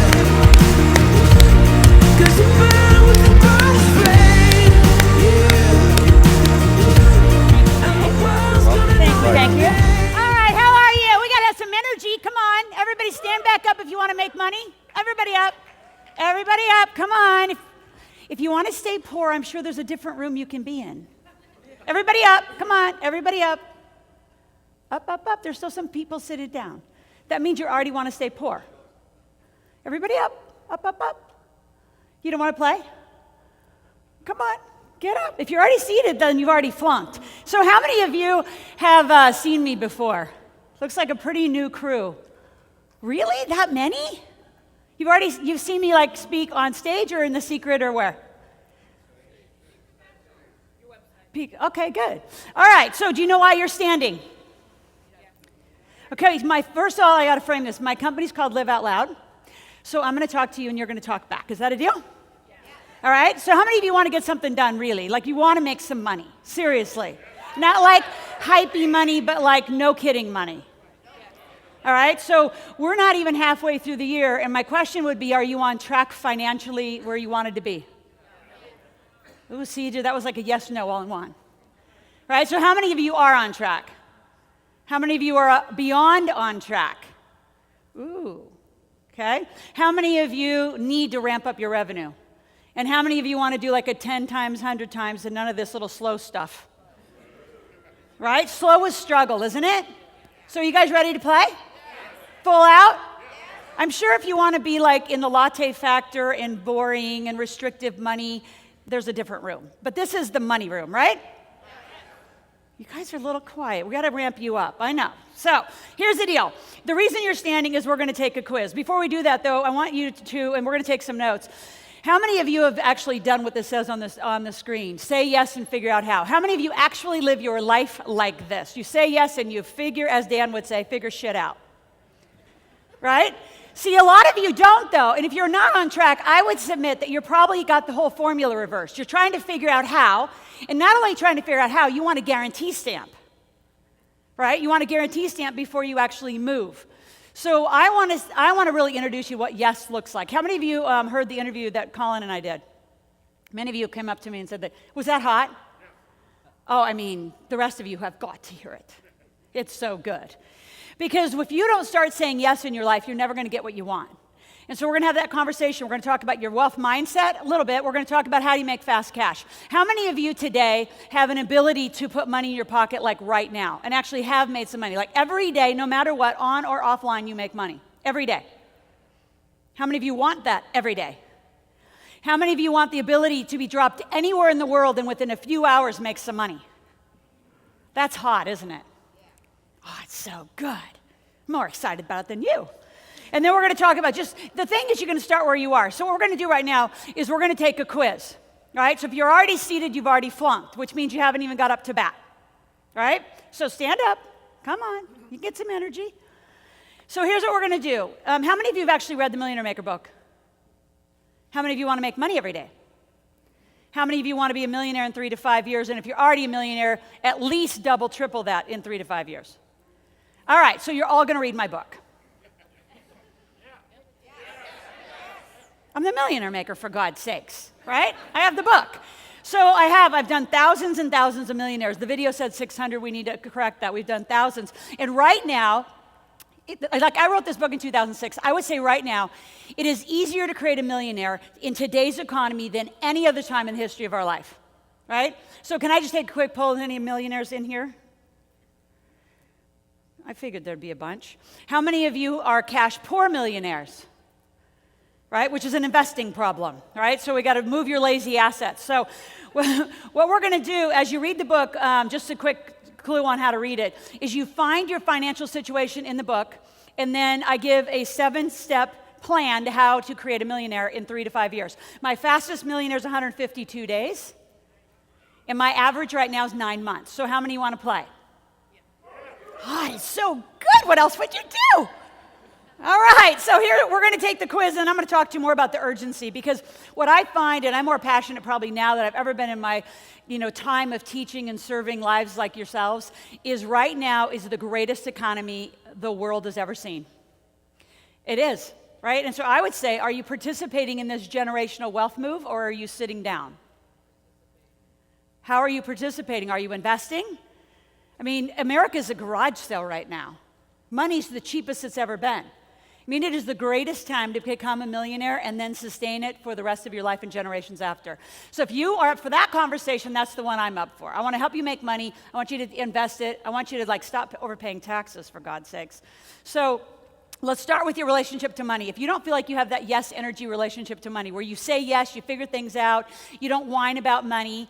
So things that are no energy conversations are, I can't afford it. Rich people don't say they can't afford it. We say, how can we afford it? We're going to fix the business. We're going to demand the thing makes money, right? So if you feel like you have a yes energy relationship to money, stay standing. If you feel like you're still working on your relationship to money, have a seat. It's a truth-telling quiz, by the way. I'll be with you all day. Just so, because once we have a conversation, I know immediately, right, if you have the right relationship to cash. Now, the next two things are interesting, and I would bet most of this audience, because of just following Dan and the whole GKIC model, I would think most of you have this, but let's see. You know your starting point. So you have your P&Ls and your balance sheets, and they're not commingled personally. So you have your business, you have your personal, and I would hope to God you have more than one business if you're truly an entrepreneur. If you don't, you're still really a small business owner. We're going to have to move you up to entrepreneurial status. And some of you actually work too hard, don't you? That's what I kind of find around here. All right, your starting point means your P&Ls. You know your income, your expenses, your cash flow. You know your balance sheet. You know your assets, liability, your net worth. If you don't know within a couple $100 and you are really clean in your bookkeeping, stay standing. If you don't know it, have a seat. If you don't know where your starting point is, have a seat. If you don't know where you are, you cannot move. In fact, what I find is that people who don't know where they are financially don't invest. They don't invest, which means you're missing the greatest opportunity, right? So then the next thing is Freedom Day. So as you read my work, for those of you that already heard the interview with Colin, or if you've been following me for a while, you know that I really changed the language about money. So I don't use the word retirement. The word retirement is an agricultural word that means to put cattle to pasture to die. Right? So when people say, I'm going to retire, I think, well, you're not a cow, and why would you die? Right? So that was funny, by the way.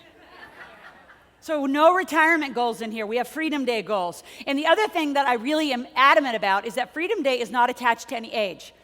Right? So you can make millionaires out of teenagers. That's why I was on The View with my teenage millionaires.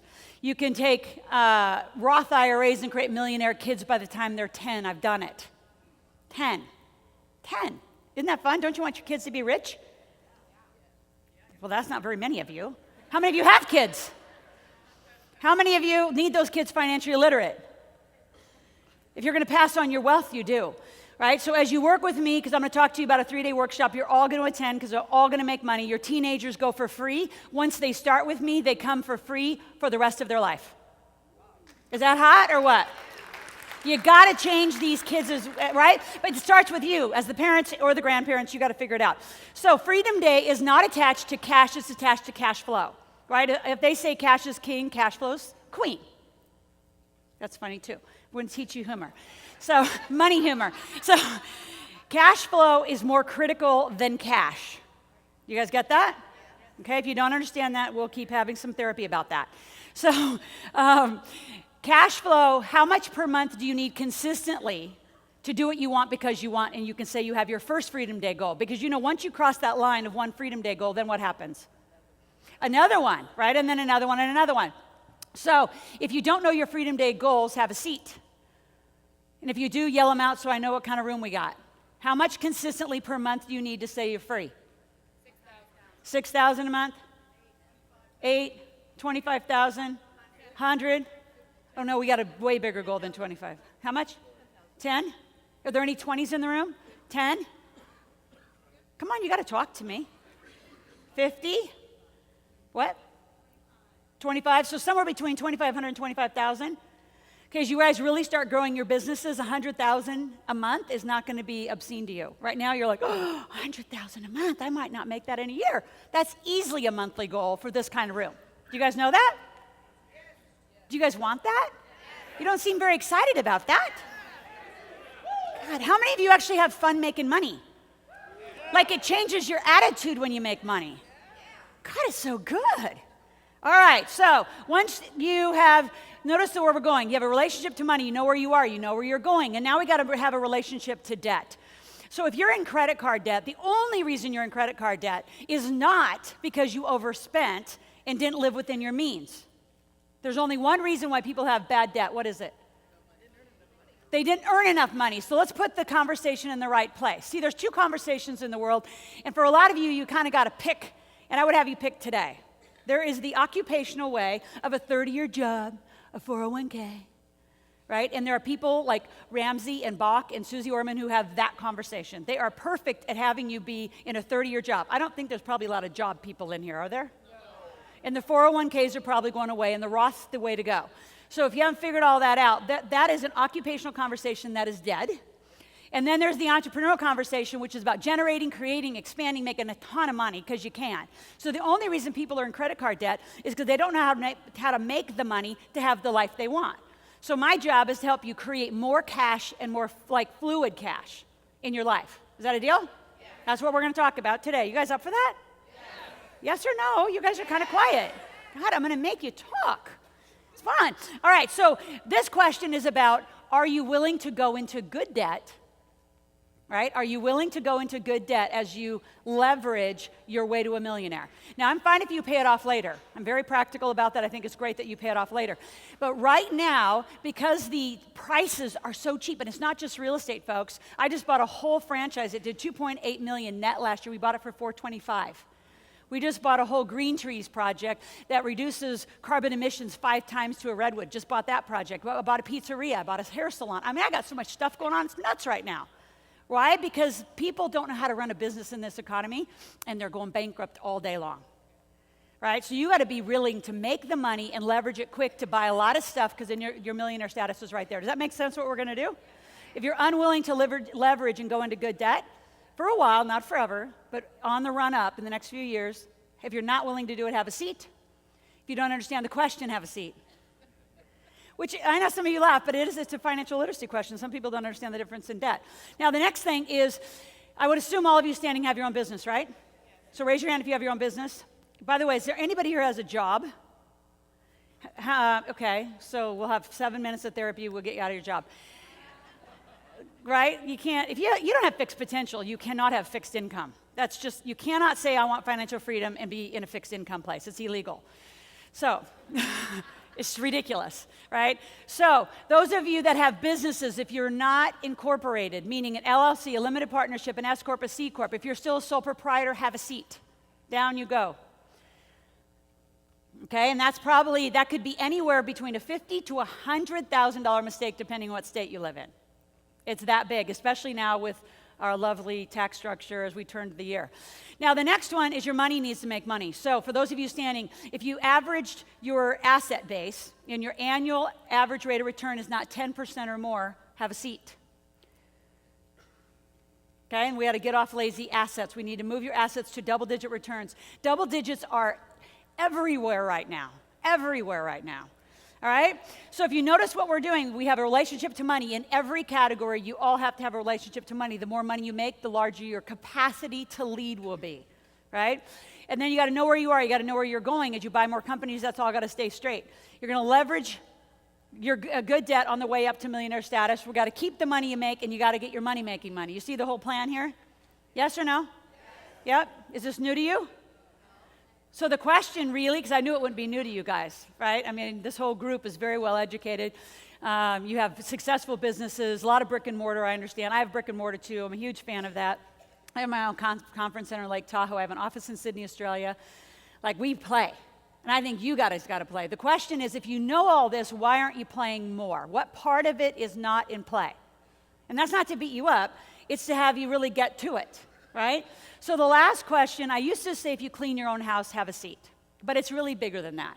Because as I coach and work with people and help them create money, create businesses, and then learn how to evaluate and buy new businesses, most people say, I don't have time at some point. And the place you get time back the fastest in your life is in your home.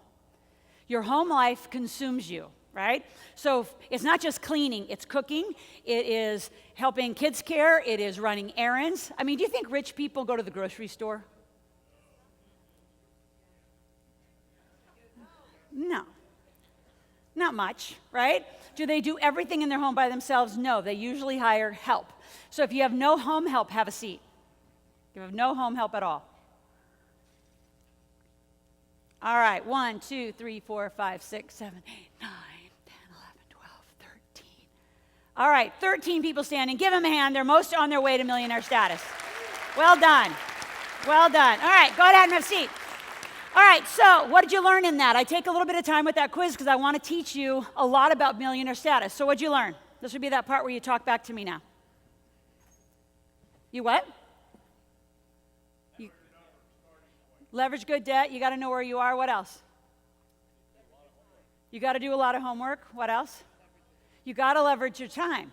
You know, it's interesting because a lot of people hear that last question as kind of an arrogant question. And really, I would say it's a value of worth question. Is do you really value your time? Like, really value it? And I would say for most of you women, you don't. That's why I came in a woman body, to get really tough with you women, right? Because women until 50 years ago, right? And even the businesses, women start more businesses now, but they won't run to $1 million status. I don't know why. There's only 3% of women in America that have created $1 million companies. Why is that? They don't believe in themselves. They give it away for free, right? So what else did you learn? This would be that part where you talk to me. You got to know your numbers. What else? And get your money making money. And why is it now that it's the most critical point in our lifetime to do it? Money's cheap, opportunities everywhere. I mean, everywhere. I got the hair salon for free in Ohio. Free. Free. So what's the ROI on free? A heap. A whole bunch of money, right? I did a pizzeria. I got that for free because somebody went into bankruptcy. They closed the doors. I went to the landlord and I said, so what are you doing with the pizzeria? He said, if you want it, you can have it. I said, okay. I think I'll take that thing. So we opened up the door, said, can we see in it? And you know why we got it? Is because they had a meticulous database of the families, not only what they ordered, but when they ordered. And we'd put a voice text on there, we'd put a voice blast, and we would say, so Alan, would you like your pepperoni pizza on Sunday night delivered just like we used to do? Oh my God, it was the greatest turnaround. We did 42% turnaround in 4 months. I know, it's fun. How many of you want to play and really make money? Like, seriously. All right, you guys, so do you want to take some notes, please? Here's how you take notes Laurel style, right? So these are lovely, these little notebooks, but here's what I find after conferences is that all this kind of goes in the trunk or on a shelf and then you don't get back to it. So what I'd like you to do is take general notes, things that apply to you that you find interesting, and then I'd like you to take a different page or a different area or on your iPad or your phone and take actions, right? So actions mean you're seriously going to do it. So if you haven't kind of figured out by my energy by now, I'm serious about playing. So I only want to play with people who are serious. And the one thing, that first note I want you to take is, which question did you sit down on the quiz? Because until you stay standing, and many of you have seen me before, is I do this quiz since 2006. My goal is to have all of you standing. And the first question I would ask, right, would be, where have you said yes, and where have you started to say no? Because some of you, like, there's only 13 people out of hundreds standing at the end. Why is that? It's not because you didn't want to, right? It's because you're not either rigorous with yourself. What I find more than anything in America is you don't get enough help, and you're trying to do things that actually you're no good at, right? My Yes Energy book, which I talked about in that interview with Colin, it's the equation to do less, make more. So what I want you thinking about, and one of the homeworks you can take down as you're taking some notes, is if you think about your day, what are the things that you should not be doing? Well, clearly the housekeeping stuff, right? And that's not an arrogant statement. That is, you got to get to it and make some money statement. Right? And so some of you say, oh, well, you know, I'll just trade. If you really know how to make like millions and millions of dollars, like I remember when I was working with Bob Proctor, he said, you know, your annual income is going to become your monthly income. I mean, just think about that. And then think about that annual income becoming your monthly income, becoming your daily income. Like having $100,000 days.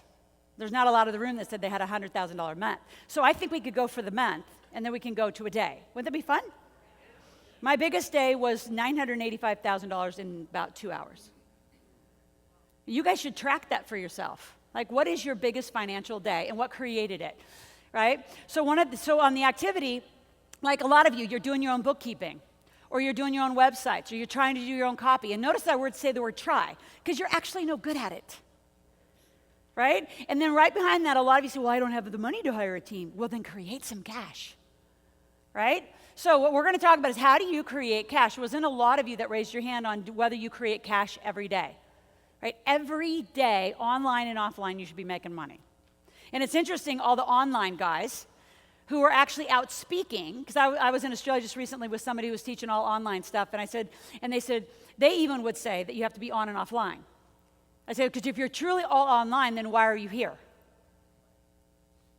That was funny, too. You guys are very serious. All right, let's get to some notes. I'm going to tell you a little background about me. While I'm doing that, I want you to think about your say yes moments. When have you said yes and figured out how? Like, really? And I think the bigger thing I want you thinking about is, when did you start saying no? Right? When did you compromise? Are you really willing to get serious about becoming a millionaire? Right now is critical that if you're serious about it, generational wealth is happening right now. So before we go to the yes thing, let's just complete that thought if you haven't figured that out. Why are you not participating in generational wealth? There's usually 2 reasons across the world. This would be that part where you answer. Give me some ideas. Why aren't you participating? It's not to beat you up, just think about it. Generational mindset, yeah. And so you didn't grow up with it. I didn't grow up with it either. I grew up in a farm in Nebraska in the middle of nowhere. I don't think my little town is even on MapQuest. My family doesn't know what I do, but it is this whole, and I broke that generational wealth cycle. I think a lot of you need to think about, you have to get serious of whether you're going to do that or not, right? How many of you, by the way, you look at your family and you kind of the genetic one, not the ones that you've created like this. You look at your genetic family and say, that's not my people. I don't know how I got with those people, but they're not my people. Yeah, so I kind of know that one really well, right? So why else? So somebody said fear, right? Is it fear? So can I give you a new way to look at fear? Supposed to say yes. Okay, good. Do you want it or not? I have a lot to teach you, but you got to play. So here's how I want you looking at fear, because fear and risk, I think, actually I know, is usually a result of you not knowing. So when that fear or that energy of I don't know comes up, because a lot of you aren't investing or talking or looking at those kind of deals that I was sharing with you because you don't know how, is one, and you don't have access, which is kind of goes in that same category. So instead of saying, well, I'm fearful, or I don't, right? I want you to say, I don't know, but I'm going to learn. And if you have a learner attitude, I can teach you very quickly how to do it, right? Because with anything, like I'm a world-class skier. I ski all over the world. I would take some of you helicopter skiing somewhere and you go, oh my God, we're going down that, because usually you can't even see where we're going. You just kind of jump. And so a lot of you would say that's fearful. But if you learned how to ski that way, would it be fearful? No. So it's the same thing with money. You just have to learn. And the only way I find that you learn fast is you learn by people who know how to do it quickly. It's called R&D, replicate and duplicate. As fast as you can, replicate and duplicate. And some of you are actually doing research and development starting from scratch, which is ridiculous in this economy, right? So usually it's fear because you don't know. And what's the other reason why you're not participating? That's part of that, yep. Part of that. Security of what? As a lot of my great mentors, because I'm being mentored by some billionaires now, would say, how much, what do you really got to lose? Some of you are holding on to the little bits you have versus just go for it. Like if you knew a lot on that quiz, I'm still going to challenge you, why haven't you moved? When are you going to get rigorous with yourself? Right? Today would be the day. So the second reason why most people don't play is they don't create enough cash. So there's two formulas. You got to create enough cash and you got to figure out how. And then you roll. Does that make sense? All right? So like I said, I grew up on a farm in Nebraska. We didn't have money, so I had to put myself through school. So I played basketball at University of Nebraska, and then I went to Nebraska Wesleyan, played for a while. And I started my first company at 17. And then I did personal training. I got a finance degree while I was doing my personal training in aerobics instruction. So I've always known how to make money. I leveraged that very quickly. By 24, Chevron called me, and I took my first contract. It was first a contract, and then I became an employee because I couldn't afford the helicopter insurance. It was very exciting. But Chevron called, and in Nebraska, you don't have Chevrons, right? So the guy had such a thick dialect. He said, so Laura, will you come work on the oil rig? I said, the what? He said, oil.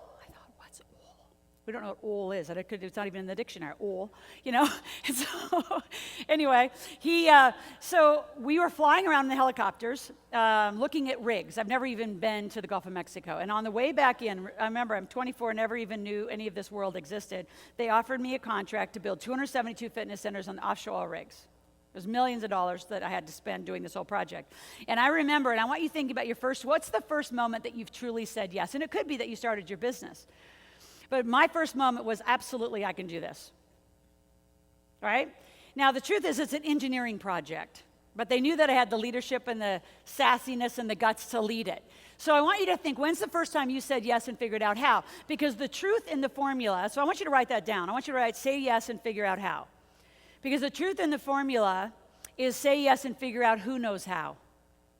And as I speak with you throughout the day and throughout the rest of my talk, I want you thinking about all the things that I'm going to tell you to do. And every time I say to do something, I want you to watch your disqualifying. So a lot of times if I tell you to do something, you'll evaluate whether you can do it or not. And if you can't do it, you'll say no. Versus say yes and think, who's going to do it for me? Does that make sense? Like how many of you still, you really want to make money? You really want to learn this? So if I tell you 10 things to do, will you do everything I say? What? Yeah, thank you. You'll let somebody else do it. But that's not how most people evaluate, when they're being told to do something. You self-evaluate. So the reason why I would submit a lot of your businesses are stuck or not moving is because you're doing too much work.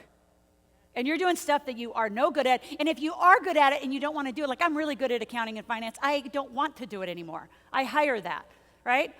Your web technology, how many of you are doing your own websites? You're managing your own databases. All that stuff should be hired. You're supposed to say yes. So you can have a free and easy and amazing life, right? So I went to work with Chevron. That's what got me to San Francisco. That was my first journey. And then I couldn't stand having this job. Oh, my God. How many of you, you're serial entrepreneurs? Serial, in my definition, would be the last thing in your mind ever to get a job. It would never even occur to you. See, I love talking to you guys. Ever in your lifetime. It would be, it's not even in your DNA. You can't even sort that out, right? That's what? Yes, it's not even, right? So that's where I want all of you. Now, I would say some of you that are in the small business category, as Dan was kind of describing the differences, and then some of you actually are your own boss and you're working way too hard.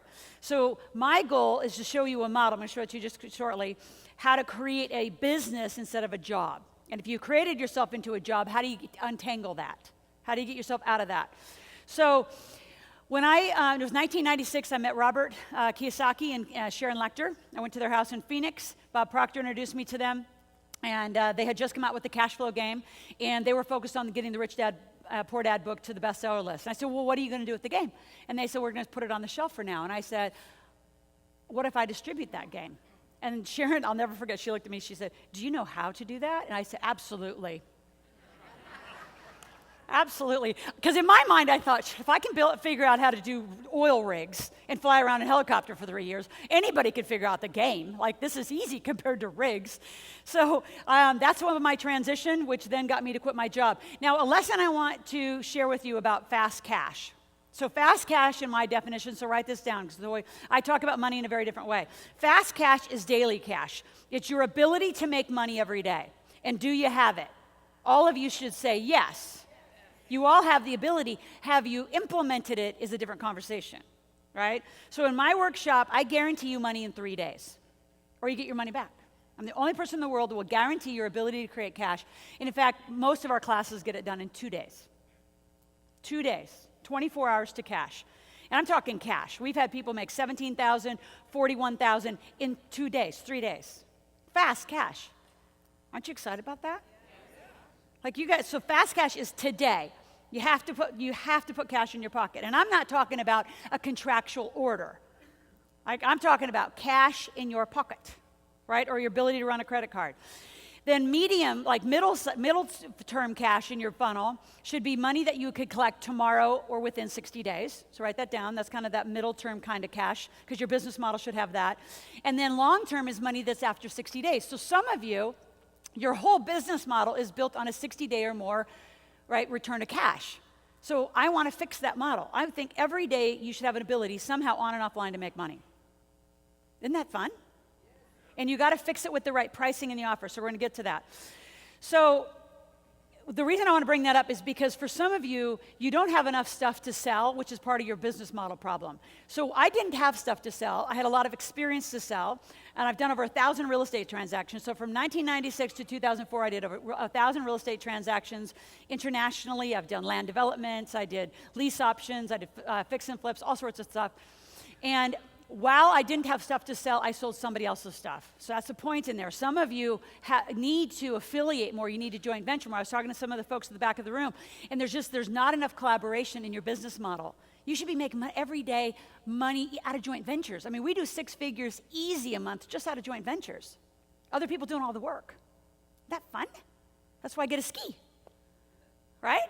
So I want you thinking, what could you be doing? What aren't you doing? And do you have levels of cash in your funnel? Right? And if you don't, we're going to work on that. So we started doing the distributorship for cash flow. We were doing over $500,000 a month just in game sales. It was ridiculous. And then I would play the game, and I would source real estate investors out of the game. It was a very fun model, and I would continue to do that. So that allowed me to quit my job. And then 1999 rolled around, and what was interesting about my path, which is a point why I bring this one up, is 1999 is when I became a mom. And January 8th, I took one of those little tests, and it had a little strip on it, which means we're going to have a baby in 9 months.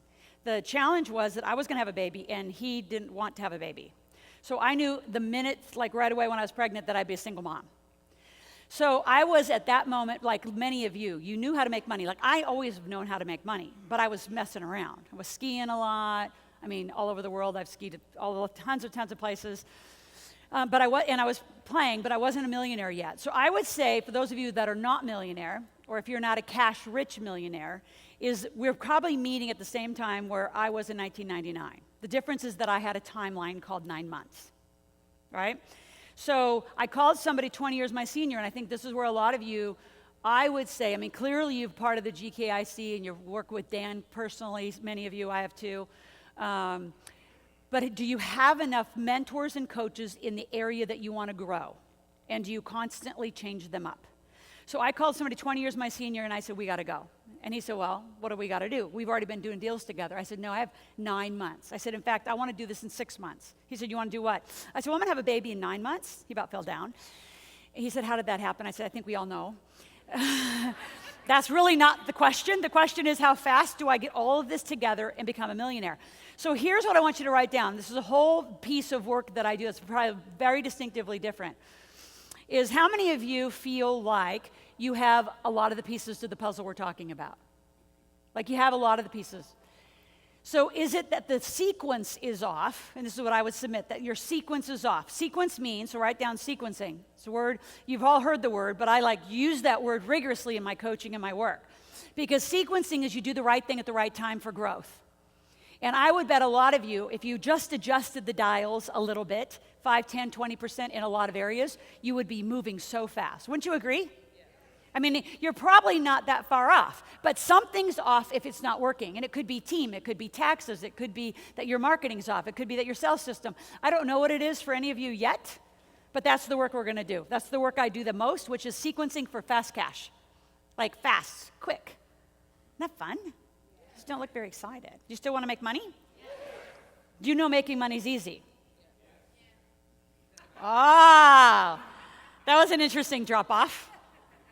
Right? So you might have made it hard. My goal is to make it easy for you. So in 1999, in less than 6 months, I became a millionaire. And I got the sequence together, which is why I know how to make fast millionaires. And the other thing I want to say is that just because I say the words fast does not mean risky. See, some of you have a conversation that's still in duality. You're living in the occupational world of the way we were educated, right? And you kind of actually have the job and the practicality of that. And remember, I grew up in Nebraska. I'm more practical than most of you when you really get into my work. But then you want the freedom, and you want the fun, and you wanted to have it all life. So at some point, you've got to come into one conversation. Do you want to get rich or not? Really? And see, some of you, I would say, and I'm going to use the whole Shark Tank and metaphor, is that I would bet, because I know this audience really well. I would bet a lot of you are the biggest fish in your pond. Yes? So you can look side to side and say, I'm doing quite well. And I'm not saying that you're not doing well. I say it's time to jump in the ocean. Right? And play with big ones, like really big, and be stretched out. I mean, I would ask you, when's the last time you really were stretched out? Like to the point of really being uncomfortable? Or are you living your life for comfort? At a certain level, at 100,000 air level, a lot of you could live very comfortably in America. So how many of you believe that you have really God-given gifts? Like you really have a gift, and you all better raise your hand, right? So I believe you all have one. I have one. It took me a while to find mine. I've been in this category, as you can see. Like I didn't find my gift really until I wrote my Millionaire Maker book. And then from there, I wrote 5 others, which those of you who go to my workshop, you're going to get all my books. And the second book is actually about how I invest, alternative investing. So I own recycled glass companies, I own online nutraceutical companies, I own a whole bunch of different stuff, right? That's a portfolio, and it's owning businesses that you know how to play with. But my gift came when I started writing my book and seeing money. Like I can see money. I can talk to any one of you for a very, very short time and very quickly give you ideas about how do you expand and create fast cash, really fast cash, like everyday cash. Are you guys thinking? Yeah, I know. But I want you to focus, like, where's your business? What do you need to create in your business to create fast cash? So I'm talking daily cash, really fast cash. So I want you thinking, when did you say yes, and at what point did you say no or settle? Because if you knew a lot of the stuff in the quiz and you're still not a millionaire, somewhere you've settled. So the question I really have is, when do you want to get rigorous and go? Now. It is now. Because in 2 to 3 years, what I would hope and pray for you is that you're not like your grandparents in the Great Depression and did nothing during this time.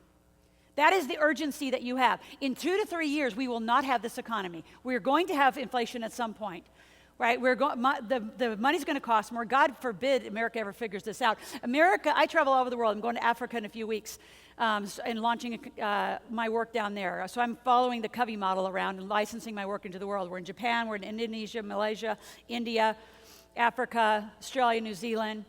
So we're getting our work out into the world. My point in sharing that is, and the reason I went to Australia is and applied for dual citizenship. I always say, if America can't figure it out, at least we have somewhere to go. Which, by the way, how many of you have passports? It drives me nuts. 17% of America has passports. Well done. The rest of you better put it on your action list now. Because when America goes to hell, if it does, you better find a way out. You can't go north, south, anywhere. You can jump in the ocean. That's about all you're going to do. And it's serious. I mean, serious, serious stuff right now. And so who's going to fix America? We are. Entrepreneurs are. One of my third books, the Cash Machine book, I wrote, Christopher Columbus did not discover America so we could have jobs and 401ks. And America has become the laziest, entitled country that I've ever traveled to. It's ridiculous. It's ridiculous. It drives me nuts.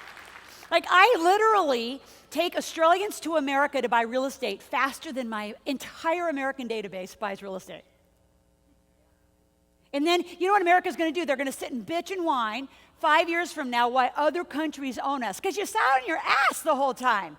You tell I'm passionate. So I'm really like, we got to get together as entrepreneurs and fix this. You know that, right? Like, that's the real essence of all this. And I can tell you it's going to take 2 generations, which is why I let your teenagers come for free. And if you have got to get your kids educated. Because remember, they're still getting educated in an occupational model. Right? So I'm taking my kids out to Africa. They get to travel all over the world with me. So one of my goals for my kids, so let's go here. How much money is it going to take you to do the life you really want? Like your dreams, your relationships, your family, your health. One of my goals for my kids is before they're 16, they'll be on every continent, just because we can. Right? I want them to have that world experience. I didn't even get on a plane until I was 16 or 17 with my tribe, that I didn't really belong to. So kind of. So I want you thinking about this, and I want you all to write a number down. Okay, ready? Let's get to your plan. You guys get the essence of my conversation? You got to make money, and you got to do it now. You only got this time, because if you have the conversation and you had this opportunity to change your generational wealth, shame on you. And you need to do it for your kids, and we need to do it for this nation. So that's the real depth of my conversation. But to do it, you got to make money, a lot of money. $1 million businesses are not difficult. It's only $84,000 a month, right? Okay, so let's pick a number for this. What I'm looking for is, what's the number you want to have every month where you get to say, I get to do what I want, right? So family, for example, do you live where you want to live? I live in Lake Tahoe, Nevada. I love the Nevada side because I love the taxes, I love the asset protection, I love everything about it, and I love Ski Mountain. So I live at 7,200 feet, so running down here this morning was so simple. It was like so much oxygen down here. There's not a lot up there. But we're there because my son's on the ski team. We love to ski. We love to play. It is not easy to run a company in Lake Tahoe, Nevada, right? But I love living there. If you ask me anywhere I live in the world, I'd live exactly where I live, right? So I share that because I want you to think like that. Like, wherever you decided to settle, anywhere in your life. And if you're not settling, then what are your dreams? What do you want? And how much is it going to cost you to have it? Just like Dan flies a jet, I have a King Air. So the only way that I live in Lake Tahoe and zoom around is I have my own plane. So what does that cost a month, right? So it isn't you can't afford it, and it's not arrogant to have it. I would say when all of you really value your time and your service to the world, right? Think about it. If you all have a gift, isn't somebody needing your gift in a larger magnitude? So why aren't you providing your gift in service to more people? That would be a question. You have an answer? Why aren't you providing it? What? You're thinking small. Fear of what? Fear of what? Other people have all that. Other people have all the knowledge you don't have. You just got to get them on your team. You just got to get them on your team. Aggressively get them on your team. Somebody say, well, that's kind of, it's too much. Then play small. Right? See, I think that the fear is about not wanting to be responsible and successful, because success comes with responsibility. People say, I'm scared of failing. Really? That's not the truth. You're scared of like playing the biggest game of your life. Les Brown said it best. He said, if you don't get to the playing field and allow your business to be amazingly successful and available to people, because a lot of the reason you don't have business yet is, yes, there's marketing and there's sales and there's all those reasons, but it's because you don't make enough available for people to have your gift. Because I think about it. Are you really good at the thing you do? Are you really, really good at the thing you do? Whatever your thing is. Whether it's being a dentist, I met Andrew yesterday in a furniture store, wherever he is in the audience, right? So whatever you do, are you really good at it? Yes or no? Yes. So are you solving problems, meeting needs? Write that down. Entrepreneurs solve problems, meet needs. We serve people's lives. So like Les Brown said, the only reason is because you don't have it available. And here's the ripoff. Somebody needs what you have which means you got to fix your business to allow it to be available. Because think about it, somebody's making millions of dollars doing exactly what you're doing, right? Where's Scott, my dentist friend that I just met? Scott, right? So I have a dentist in Ohio. We quadrupled his business. We went from about 1 million to 4 million, and now he does mobile teeth whitening, and he took his interesting teeth whitening gel, and now we have it distributed in China. Like, we rolled. That was in 18 months. Like, let's go, go, go, go, right? Quick. See, and a lot of you don't have, like, that urgency that I'm wanting to impart. Like, you all can do it, but you have to lead the ship here, and you have to go to the ocean where the big fish play, right? And you all can be one. Question is, do you want to be one? And how much money does it cost? So let's go back to this. If you had everything you wanted, what does it cost you per month? And here's a formula I want to give you. So I want you to write this formula down. Right? So let's just go for, can we go for an extra, what do you want? 200K a month? Okay. So is that a lot for everybody? So I figured. So can we go for 40 a month? Let's go for, I'm just going to make it an easy number for the math. So let's go 480,000 additional revenue wherever you are in the next year, and then take it up, okay? So, because I want to just give you a formula. So if you wanted an additional $480,000, right? Almost $500,000. Divide by 12 months. 40 divide by 4 weeks. Divide by 5 days. 2. So the way that I coach you isn't on the $500,000 business. I coach you on your revenue-producing day of $2,000 a day. Got it? Right there should have been like a light bulb throughout the room. I don't know if you felt it. It was a little bit of a glimmer up here. But see, a lot of you don't have revenue-producing days. I want you to write that down. That's a whole activity I want you to do, is what's a revenue-producing day look like for you? And I would bet when you get to that level of play, cleaning your house is the last damn thing you have time to do. Sitting in Walmart and Costco. It's so funny because I have other people who do that. And so my daughter was so cute. I'm a single mom now. I have a 13-year-old who's just this amazing 4.0 academic All-American superstar in skiing, goes to Whistler Junior Olympic ski camp all the time, which is so much fun. My daughter's an MMA fighter. She's 6. We went to ballet one day, and she said, "Mommy, this is the most ridiculous thing." I said, "What?" She said, "These little pink dresses." I said, "Well, what do you want to do?" She said, "Fight in the ring." I said, "Fight in the ring?" She's now a purple belt, 6. She can do a double jump kick and smack you really hard. Anyway, I don't know why I told you that, because it's just fun. So my daughter, I don't know what I was going to tell you about Costco. She said to me one day, she said, "Mommy, I want to go to Costco." I said, "It's like a store," because I think shopping is the most ridiculous thing, by the way. The only way you guys should be shopping is for assets. You should shop for assets. And you hire people to go to Costco. I was on an interview, I was just recently, a couple months ago in Africa with Richard Branson, and somebody from the audience said, have you ever been to the grocery store? And he had this puzzled look, like for a minute or so, which takes a long time, right? Like a minute with no talking is a long time to just sit there. And he looks up and he said, "Why would I do that?" Like, it was this ponderance of like, why would I go to the store? And my daughter's like, "So, Mommy, I want to go to Costco." I said, "It's not like Disneyland."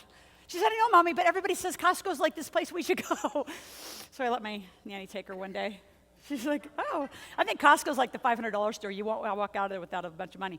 Anyway, so how much is your revenue-producing day? Write it down. Just make a guess right now. Is it $2,000 a day? And are you doing everything in a sequence to produce $2,000 a day? Yes or no? Right? And that's just to get to 480. So I want you to really think about what's your day. What are the activities you need to be doing every day? Now, to have what you want, you need to stop all this noise. So you got to stop tolerating, avoiding, blaming. So back to the tribe and family thing, right? From generational, where you don't have generational wealth, you can't keep blaming your family. If you're 18 or older, you have choices. You got to make the choices. And what I find is a lot of you don't, especially if you're from the Midwest, which is where I'm from, is you typically don't go beyond what your family's done, right? And it's not, again, this isn't about arrogance and having like this big audacious life. I grew up with a whole conversation of rich people are bad. Really, I think rich people contribute to the world the most. Thank you. It is. I mean, we're the ones that give to charity. And here's the thing that I also would have you do as a homework and action is create your money rules and create your charity rules. See, the reason why a lot of you, I mean, think about how much have you given away for free?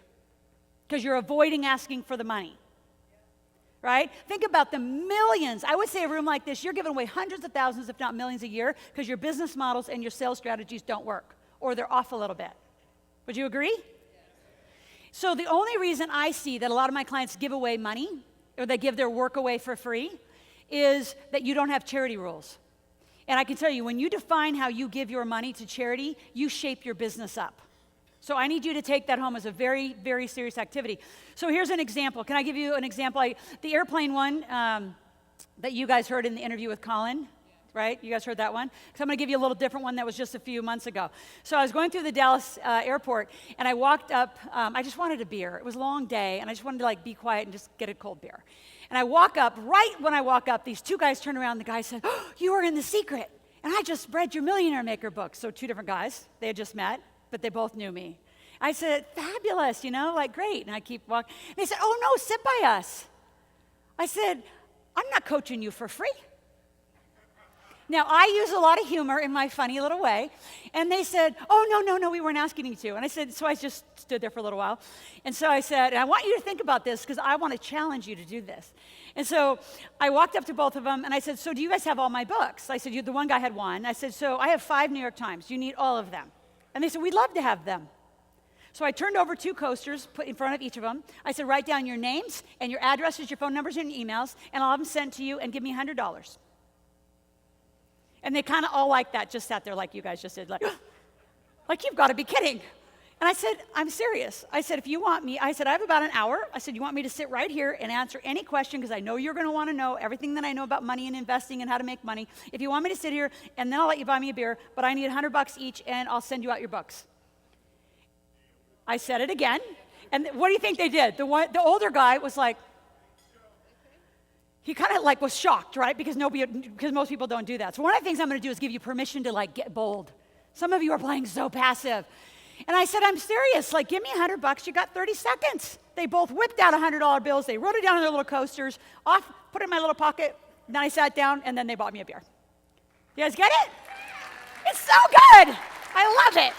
Right? And those of you who haven't heard the interview with Colin, it was very similar. I was on an airplane flying to Australia with a bunch of financial service and insurance guys, and they said, they were telling me how they make money, and I went back to the one guy just to shortcut the story, and I said to the one guy, he was telling me about his financial services business in Australia and how they do it over there, and I've been over there since 2007, so I know it really well. And he said, "Well, what do you do?" And this was an Australian bestseller, one of the first Americans to ever hit a true Nielsen book scan bestseller in Australia. So if you want to be a bestseller in Australia, I'll show you how to do it. Very different game than America. Anyway, I said, "Well, I just wrote this book. It's an Australian bestseller." I said, "I know you got a bunch of American cash. You're going back home." I said, "It's normally $20. Give me 10. And he just kind of looked at it, and I put my hand out like that. Just like that. In the middle of the airplane. By the way, if you ever fly to Australia, go on Virgin Australia, there's a bar in the middle of the airplane. It's fabulous. So it's networking. You can meet all these people. Because don't you think you want to meet all the people in first class anyway, but you don't have a place to network. So I love Branson for that. So I said, $10. And then he just kind of looked at me. I said, "You got to get rid of your American money." I said, "Here's a book. Give me $10. So he gave me $10. I went down the line, $10, $10, $10. I got $80. I went back to the guy who was kind of the smarty pants of them all. I said, "So here's the difference on how I make money and how you make money. I have $80 and I'm going to bed. You have nothing." You guys get it? So I do that not just to tell my stories, but I want you thinking, what could you do? What are you doing every day? And get yourself permission to ask for some money. Most of you don't ask. We're great marketers here, but do you sell? And do you ask for money? And you got to stop tolerating, avoiding, blaming, and having excuses. See, I don't think you're ever going to have a balanced life. I want you to have it all. Whatever all looks like for you. And not in an arrogant way. I want you to give to charity. I want you to live where you want. I want you to fly the way you want. I want your health issues the way you want it. Play life the way you want it. You can totally do it. And I also think that, God gave me all these interesting challenges like being a single mom, because then when you guys say, "Well, I'm a single parent," so let's go, right? There's no excuses in the game. The question is, are you willing to play? And is now the time to play? Yes, it's the time to play. We're in the greatest economy in the history of our life. We will not see this again. Do you guys get that? This isn't like a pitch. It's the damn truth. You either got to play now and buy assets, and if you don't know how, I'll teach you how. Right? When I come out and speak, I'm always looking for, who wants to play? Because we have a playground. I've been doing this for 17 years. We have some of the longest standing programs in the world. And I guarantee money. If you don't make money, then you don't pay. Isn't that easy? So simple. All right, here's what we're going to do with all of you, right? So start thinking about your business. You're going to take your skills. Now, some of you say, well, I don't like my skills and my gifts. Well, that's what God gave you, so too bad. This time, that's what you get. Like, that's what you get, live with it. Like, it drives me nuts when I meet people. I can meet a tutor or a massage therapist or some healers. I work with every kind. I love that Dan was sharing last night about the dating groups and the one, what did she have? Like, she had like an escort service, right? So in Australia, they're much more open and, again, very different. So I've done dominatrix businesses. You have no idea the weird things. In New York, I'm coaching a woman who sings at dog funerals. She makes $500,000 singing at dog funerals. I mean, you sing at dog funerals? It's the weirdest damn business, I'm just saying. But I mean, so don't tell me like, oh, I have something you can't handle. Are you kidding me? You bring it. Like, you tell me you got a weird business, I'd love to fix it or adjust it. So now she's got an online business where she sells the little caskets, she cremates, she got all the little doggy things. By the way, animals, $52 billion industry. Right? If I was going to make any nutrition supplements from here on, in fact, one of my online companies is doing it, we're making animal nutrition.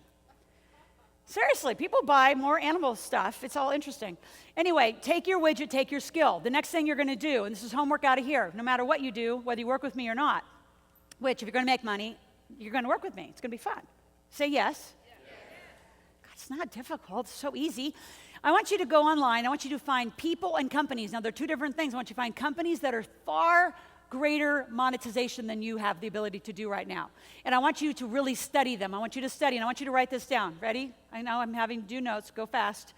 I always say I know how to speed read, so I speed speak. Right? Somebody recently told me to back up, and you notice I do all of this completely sourced. So somebody said, well, I need you to go back and tell me what you just said. I said, I don't have time for that. I'm speed speaking. Somebody catch you up. Like, let's go. All right? So there's 6 things every one of your companies, no matter what you do in the room, there's 6 things every one of you should do, and they need to be in this exact order. And this is what I want you watching the model companies for. You all need to market. Now, you obviously are all here, and you're learning that from the best in the world, right? From the best in the world with Dan. So he is, you know that, right? I mean, obscenely world class. I mean, just awesome. Right? So you want to learn marketing, and you want to learn the niche. So if you're in real estate, if you're in dentistry, if you're in furniture sales, if you're in whatever thing you're in, it isn't about the business, it's about the entrepreneurial training that I put around it. So I want you to look at their marketing. I want you to look at their sales process. Right?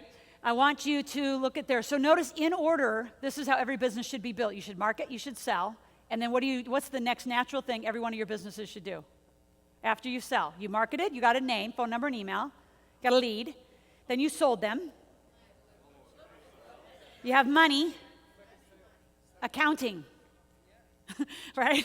So it's that little thing called count the money, adjust inventory, track, right? What you're actually doing inside your database on sales. So you marketed, you sold, you put money in the bank, then you fulfill. Then you follow up, right? So let's just say George bought something from me and I follow up. So I'm now in step 5. There's 5 steps to every business. So then I'm on step 5. Done properly, I'd follow up and say, George, how'd you like that thing? Where should I go in the steps? Back to number 1's done. I've already marketed to him. I already got him. I mean, I could keep marketing the program, but I go back and I sell him something else. Right? And then I put the money in the bank, then I fulfill, and then I follow up again. I say, so George, did you like that second thing? He said, it was amazing. I said, let's go again, right? And then I get his card again, I put the money in the bank. So I want you to notice, is your business working that way? That's part of the sequence that I'm talking about. A lot of you actually have it all backwards. You fulfill and hope to God you get paid. Right? It's why we did the hair salon. So we contracted cash for the hair salon. So what we did very quickly, so I would say, this is just an easy example, that most women, right, will get their hair cut maybe 10 times a year. And if it's a cut and color, maybe $200, right? So if you know you have a client at $2,000, and salons do not do this, I made it up as the first one, and that's why we could turn it and sell it for so much money. It's we contracted cash. Write that down. Do you contract cash? And I'm going to teach you how to do this. In fact, I'm going to give you the contracts at my workshop. I give you joint venture contracts. I probably give you $7,000, $8,000 worth of contracts. Like, how do you contract cash? So what we did in the salon is we took the $2,000 client and we contracted them for the year knowing that we would get it. Now, if you don't contract it, you don't know that you're going to get it. So you actually systematically know when you're going to be paid every other month. And then what you do, like what we did, is we said, we'll give you extra product or you can have your kids cut for free. So I want you to think, are you contracting your cash? Everybody should contract cash. And if you're not contracting it, huge mistake. Huge addition to what you need to be fixing. So look at your model companies. How do they market? How do they sell? What's their accounting system? How do they fulfill? How do they follow up? What's their technology that's around the whole thing? Like, follow people. Then we're going to do a revenue model. So revenue model is, what's that daily amount?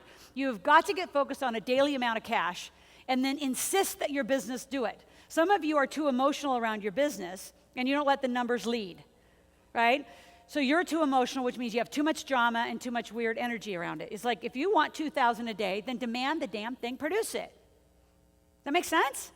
Which means you need a good marketing plan and a good sales system. So what I do at the workshop is we take this 5-step model, no matter what your business is, and by the end of the first day, we have cleaned up your funnel, we have cleaned up your joint ventures and all your pricing. So we just do a review. And many of you, because you're already well underway, really it's a validation and an expansion. Does that make sense what we're going to do? Yes or no? Right? So all of you, and I talk about sales. Here's the other thing I want to say about sales, is if you're really good at the thing you're doing, I'm just going to revalidate. Are you good at what you do? Yes. Really good? Yes. Are you the best in the world? Yes. Could you be the best in the world? Yes. Right? The only difference between really a lot of us that have been on the stage, and a lot of you have taken the stage before, but I would say the only difference specifically between you and I are 2 words: discipline and consistency. Discipline and consistency. Are you disciplined and are you consistent about your behaviors? There's only 3 things I do, and everything else is hired, right? And it's not that I can't do them. I don't want to do them. So think about your business. How much are you doing during the day that's interrupting your ability to create 2,000 a day? Right? Think about that. There's 5 things that you have to make money, right? So here's the thing I want to say about the identity. If you're the best in the world, are you selling or are you serving people? Really? So then don't you think it's a ripoff when you don't ask for the money in a very direct and clear way? Yes? I mean, think about it, right? Let's just go through this. I want you to think about that, asking for the money. I need you to have a clear identity, which means one thing. Now, the truth is, I own 52 companies. I own a lot of stuff. I've shared with you several of the companies I own.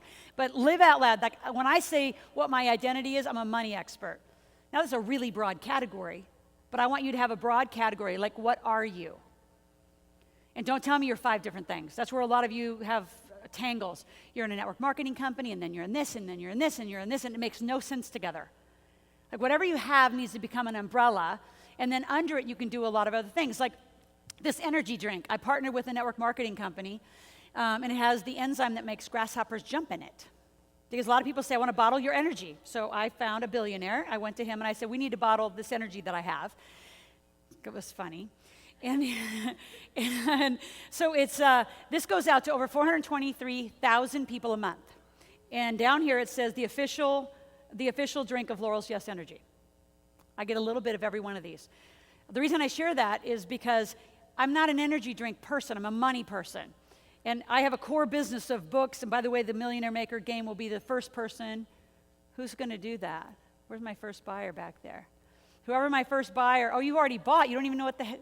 I love that. You already bought. Well, and then the second person is going to get the game. Third person will get this. Where's my little Forbes magazine? This isn't even on the bookshelves till Monday. This is a fun little gem. Anyway, we have all sorts of goodies. The reason I share this is for some of you, you'd actually do a drink first, and it's a distraction. I have a jewelry line, Yes Energy jewelry line. I have Yes Energy wine. I have students that own vineyards, so we private labeled and co-labeled with them. Those are all interesting marketing things and extra revenue. We're sold in 9 liquor stores in Nevada, but you don't do those things first. You do those things as you develop a core business. So we're going to fix your business. Go back to the slide on the identity. We're going to fix your business. You're going to figure out, I need to go back one. We're going to figure out what you're selling in your core business. You can add additive revenue, and I'll show that in a moment. You have to have an influential offer. It's easy to sell books. If you do not have a book, you need a book. It doesn't have to be printed. It doesn't have to be in New York Times. You do New York Times when you want big national TV and you want a different agenda, and I wanted to license my work in the world. But I think you all need that. You have to talk to an enormous amount of people, which is called marketing, and you have to ask for the money. So back to my question is, are you really good at what you do? Really? So think about the sales process. Like, when's the first time I started selling you? The minute I stepped on this stage. The video actually started it, right? So some of you, how many of you have weird energy about like, oh, she's so aggressive compared to everybody else? Because believe me, if you only took on 10% of this energy, you might make some more money. Like you see what I mean? Like I do it aggressively because I want to model what you need to be doing more of. How many of you came to this conference ready to sell some stuff? Like you actually came, you have order forms. Why not? What? So what would you all sell? Somebody who raised your hand, what would you sell? What would you sell right now? Done for me marketing. How much would it be right now? Oh, no, see, if you give me a catalog, then I go shopping, and then I'm confused because I have too many choices, and then I don't want to do a thing. So right now, what would you sell? Right now, I got some cash, I'm buying. I give you the whole enchilada. The whole enchilada, how much is in a whole enchilada? 150 grand, that's like a big damn marriage. All I would want to do is date. So think about marketing as dating, right? And fast cash is dating cash, right? So if I was going to get the same kind of, how many of you could do it for you marketing solutions? How many of you are in the room that do that? Look around. So what if I wanted to buy 5 or 10 and then date you to see which one I want to marry? You don't offer me $150, you offer me $15. By the way, you only do things offline in 10s, 5s, 20s. Don't do $16.99. People don't carry around $16.99. They carry around 10s, 20s, so make it simple. Right? So what do you have? I sold my book. You sold your book. Why aren't you still selling your book? It's called pre-sales. Because you don't have any. Well, who cares? Then you take order forms. You say, I don't have an order form. This is now your order form. I took an order on the back of a coaster. Right? You guys getting it?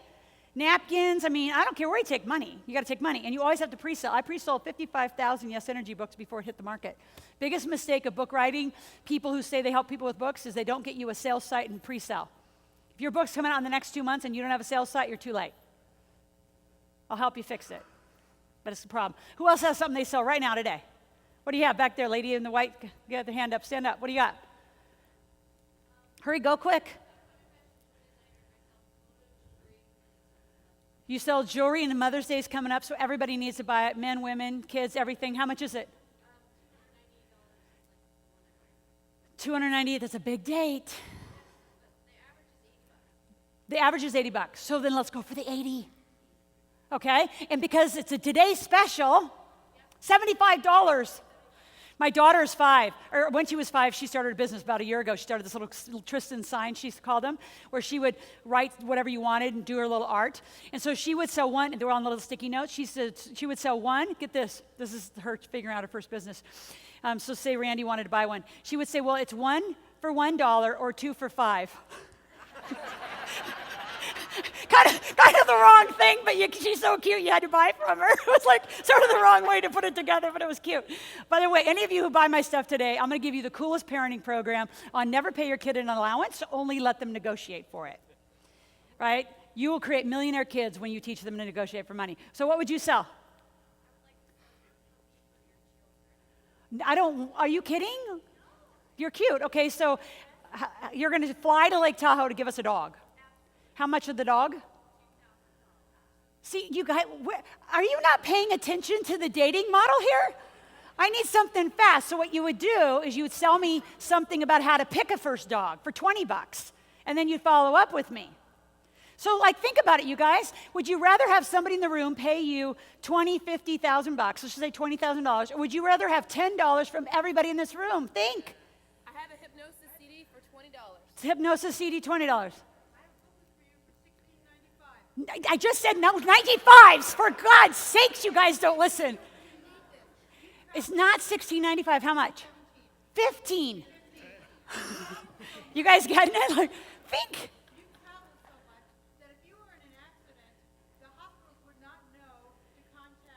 They do. I have it all on a CD, and it's implanted in me. No, it's not. But I got it. I'm in a worldwide system, which, by the way, everyone should be. Everything about your health should be somewhere especially if you travel in the world, because you don't want to be stuck some godforsaken place. All right, so you guys getting it? You are and you're not. Like, you guys are like really slow learners. I mean, she just said $16.95. I just said, don't do $16.95. It's $15, okay? So I want you all thinking, so you know I have fun with this, right? I want you thinking, what could you sell? And one of the things that we're in the middle of doing, so I guarantee cash in 3 days, right? So once we teach you how to make money, then we do this additive revenue. So keep going, right? You guys with me? Right? So once you make money, then we're going to double it. So by the third day, those of you that are really switched on, you'll actually make money walking in the door.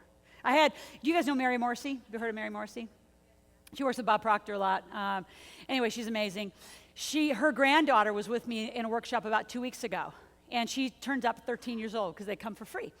And she said, well, I'm just here with my mom. I said, oh, no. No, you can either sell your grandma's stuff, Mary's stuff, or you need to make up something. She said, well, let me think for a while. And about 2 breaks later, I said, so Allie, what are you going to do? By the way, everybody plays. Everybody plays. And she said, well, I'm going to sell people an ebook that I haven't written. I'm a huge pre-sale fan. It's called Your Mom's Not Your Money. She sold $480 of a wild idea out of the blue. $480 in 3 days. She's 13 years old. You guys get it? So you never stop pre-selling. You got to go, go, go. Additive revenue. Once we fix your business into its core, we got to fix your core, then we get additive. So like this is additive for me, right? Jewelry is additive. Those kind of things are additive. A joint venture. I worked with this wedding planner, $4,000 a month when I met her. I said, well, if you actually took $300 from all the joint ventures that you just freely give, such a woman thing, then I said, you'd make $6,000. You'd make $10,000 a wedding just by doing one thing. Guess what she said? Oh, it's so much work to contract my friends. I said, well, first of all, you shouldn't always be doing business with your friends. You want to do business with business people. And she actually has gone through and she's done all this. She's recreated joint ventures for every one of these people. Her average wedding now, in less than a year, went from $4,000 to $13,000. You guys get it? So I don't know what the move is for your business, but what you can see is I want to put my hands on it for a little while, for 3 days, and create extra revenue. Thanks for having me. Thanks, GKIC, for doing a great show. I'll talk to you all soon. Thank you, thank you.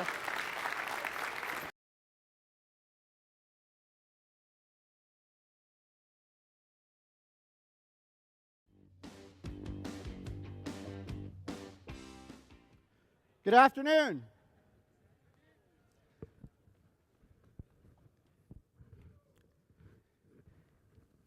Stephen Covey said, live out your imagination. Don't live out your history. Most of us want to live out our history and not our imagination. Most of us don't dare ourselves to imagine the unimaginable. We don't dare ourselves to speak the unspeakable. And we don't dare ourselves to receive the impossible.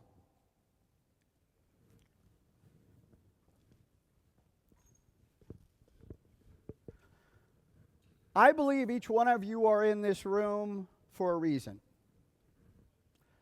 I believe that I am in this room for a reason. I would believe that today we are supposed to meet. One of my favorite old sayings is iron sharpens iron, and so does one person another. In the next 75 minutes, we're about sharpening each other. In the next 75 minutes, my whole goal is to make you believe in yourself as much as I do. My second whole goal is to make sure you believe in your product or your service or whatever you're offering as much as I do. There are 2 key reasons when you leave here why you won't implement all this wonderful information that you've gotten. The first one is because you don't believe in yourself enough. And the second reason is because you don't believe that your product, your service, makes a difference. I'm going to make the assumption that because you're in this room, that you believe those 2 things with your whole heart. Because I believe those things with my whole heart. And I stand here in front of you honored to be able to share with you just what I've learned.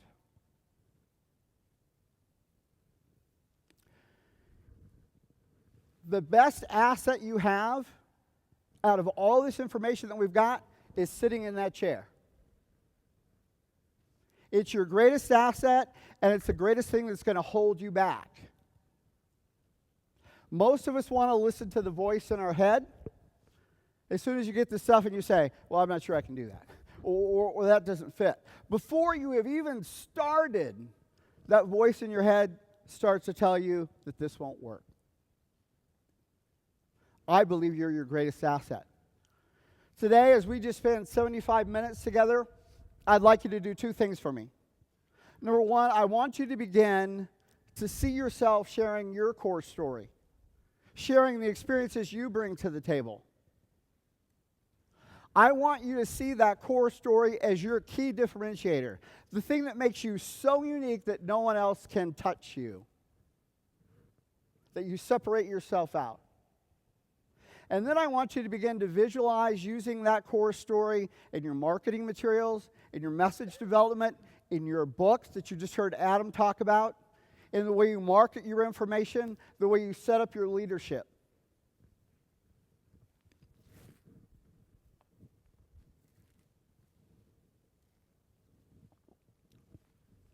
Everything that's happened to you up to this point has brought you here. Everything that's happened to me up to this point has brought me here. I want to make sure you walk out of here with the power to go tell your story like you've never told it before. Because that story is what's going to make a difference in your customers' lives and in your clients' lives.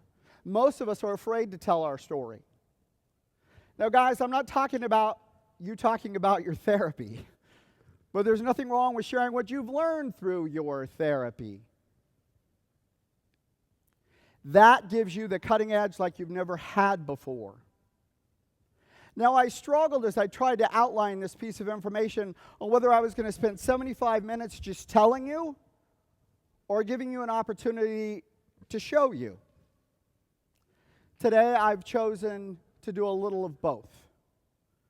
To show you my core story, let you hear it, to see what I've done with that core story, and how it's allowed me to build my business.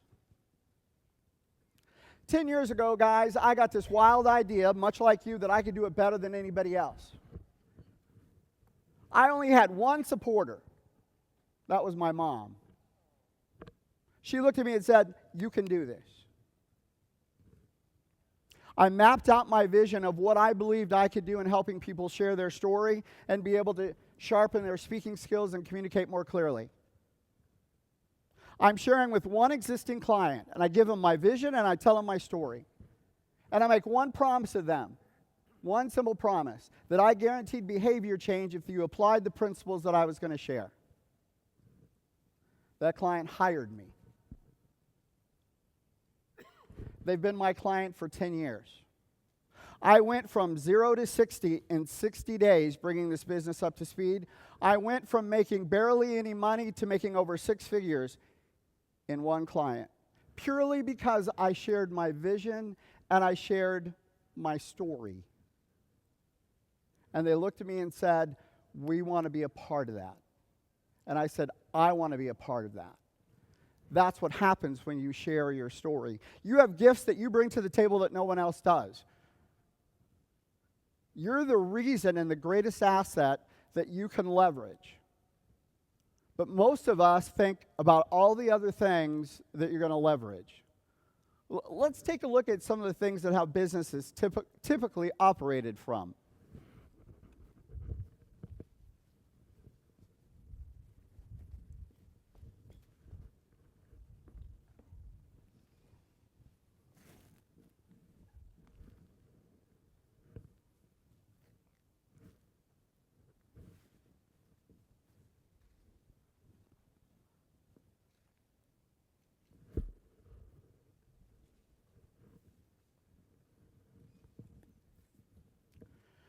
Guys, most of you operate from a transaction-based business approach.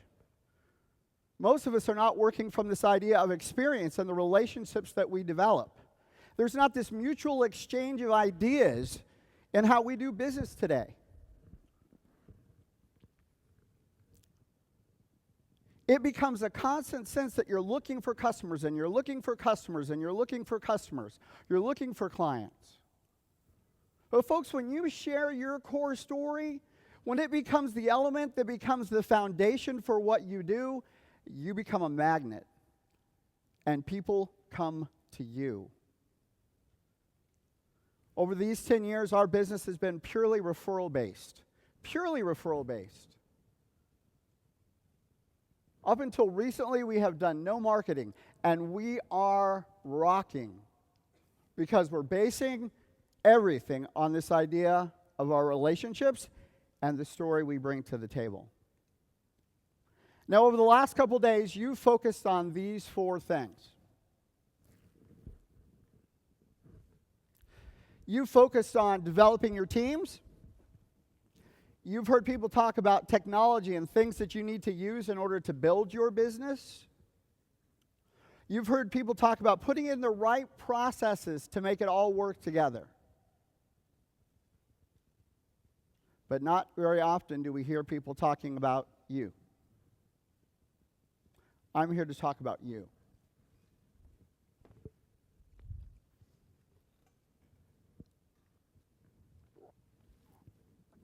This is what I want you to become.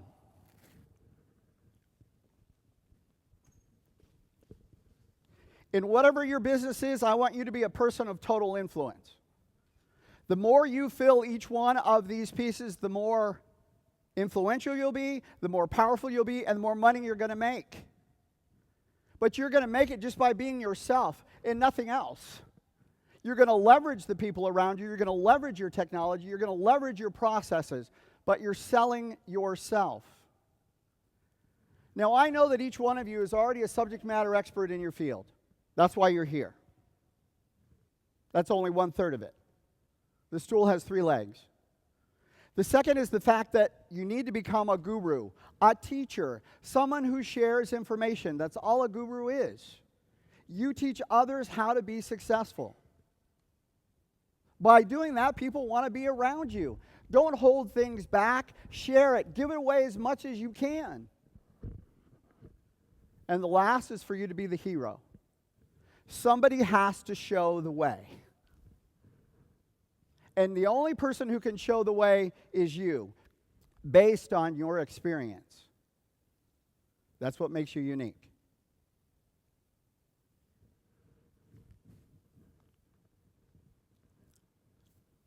Here's what you're going to find you're going to get. A lifetime of education, a lifetime of service, and a lifetime of leadership. I want to share with you part of a core story talk that I gave in Holland. We were asked to come and speak in Holland and share with a group of executives how they could tell their story more effectively. This will illustrate 2 points for you. It'll illustrate the ideas of the core story, and it will illustrate the power you can have when you take that story and you share it in a compelling manner. It was August 2 years ago. I distinctly remember walking into the conference room, finding my seat, and sitting down, waiting for the speaker to start. He walked on the stage. It was extremely nondescript, kind of long black hair, nothing that really stood out. He started to share his experience about an airplane trip he took. He had an opportunity to invite his family. Invited his mom, invited his sister, and invited his father. His father said, "I'm not going to be able to make the trip, but the rest of the family is going to be right there with you." When they got onto the plane, there was a discussion about which seat to take. He argued with his mom and his sister about where they should sit. They chose to sit directly behind him. As he tells the story, he talks about what a critical decision this was. In less than an hour after that plane took off, the plane hit the mountain. When it hit the mountain, it broke completely in half. His sister and his mom fell.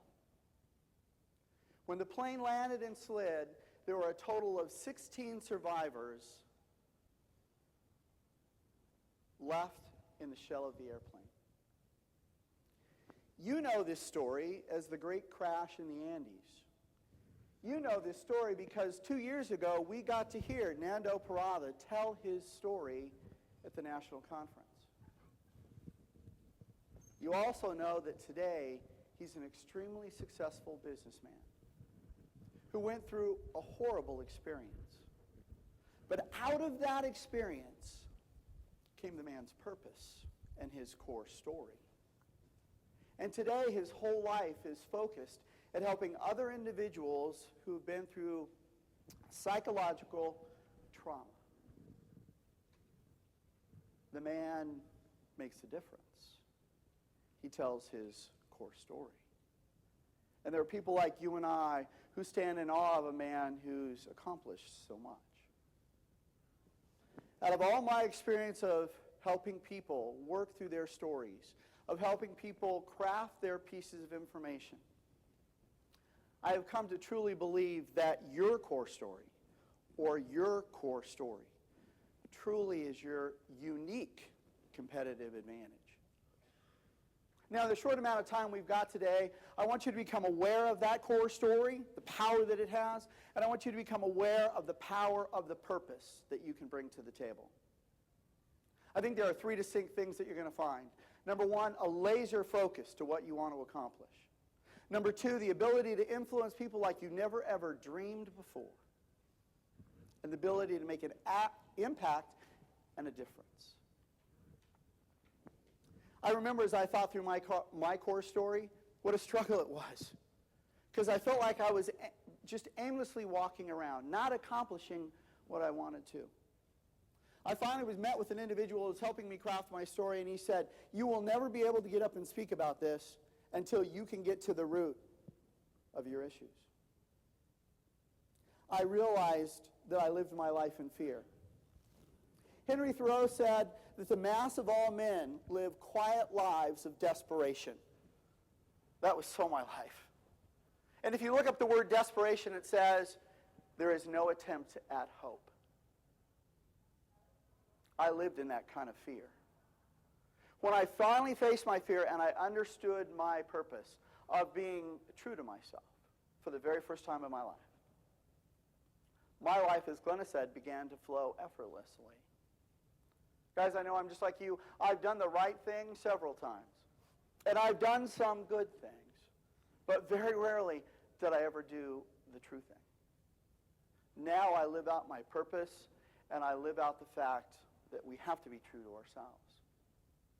Since then, my dreams have started to come true. I never dreamt that I'd have a little teeny business. I never dreamt that I would be standing here in Holland. I never dreamt that I'd have the impact of being in South Africa 2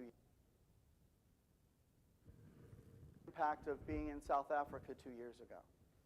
I never dreamt that I'd have a lifelong dream of having a farm. I thought of maybe 10 acres. I never dreamt of 100 or 200. And now I have a lifelong dream of raising Clydesdale horses, something I've wanted to do since I was 16 years old. As Glenna said, life starts to flow effortlessly.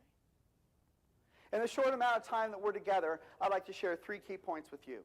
Number 1, the reasons why I believe you should follow and share your core story.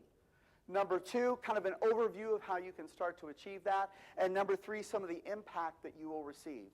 What I call the ROI of your core story. I think there are 3 very distinct reasons. The very first reason you should share your core story is a very simple principle. You know this. People buy from people. People buy from the people that they like. You know this. You experience this every single day. So the question for you and I is, how do we increase that likability factor? How do we become the type of person that people want to spend time with? People want to listen to? When we're out there talking about things, I think there are 3 things we have to face. There's the so what. I know you've got that question before. So what? What does that mean to my team, to my people, or to myself? That's the hardest question to answer. So what? I think there are 2 other answers we can work on. The first one is, I'm just like you. Me too. When you're out there talking about your ideas, when you're out there sharing with your customers, when you're out there touching your clients, If you can achieve a place of them saying, me too, I'm just like you, it becomes so much easier. But I want you to take it a step farther. As you share your heart, as you share your life with people, I want them to come up and say, I need you. I need what you have to say, because it's going to make a difference in my own life. People buy from people. Number one reason, share your core story. Number two, trust. People spend time with the people that they trust. There's a book called God is a Salesperson. Any of you by chance seen that book?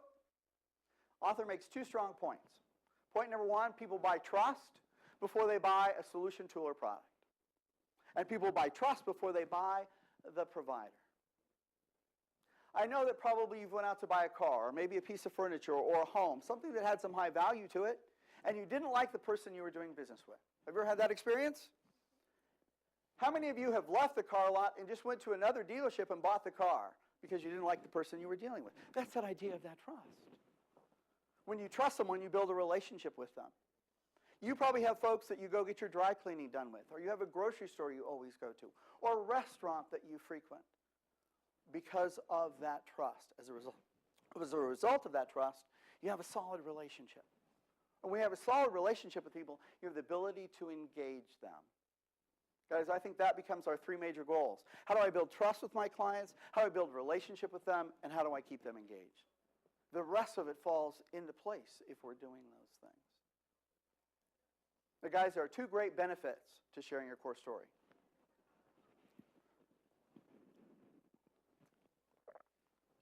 Number one, there's no shelf life.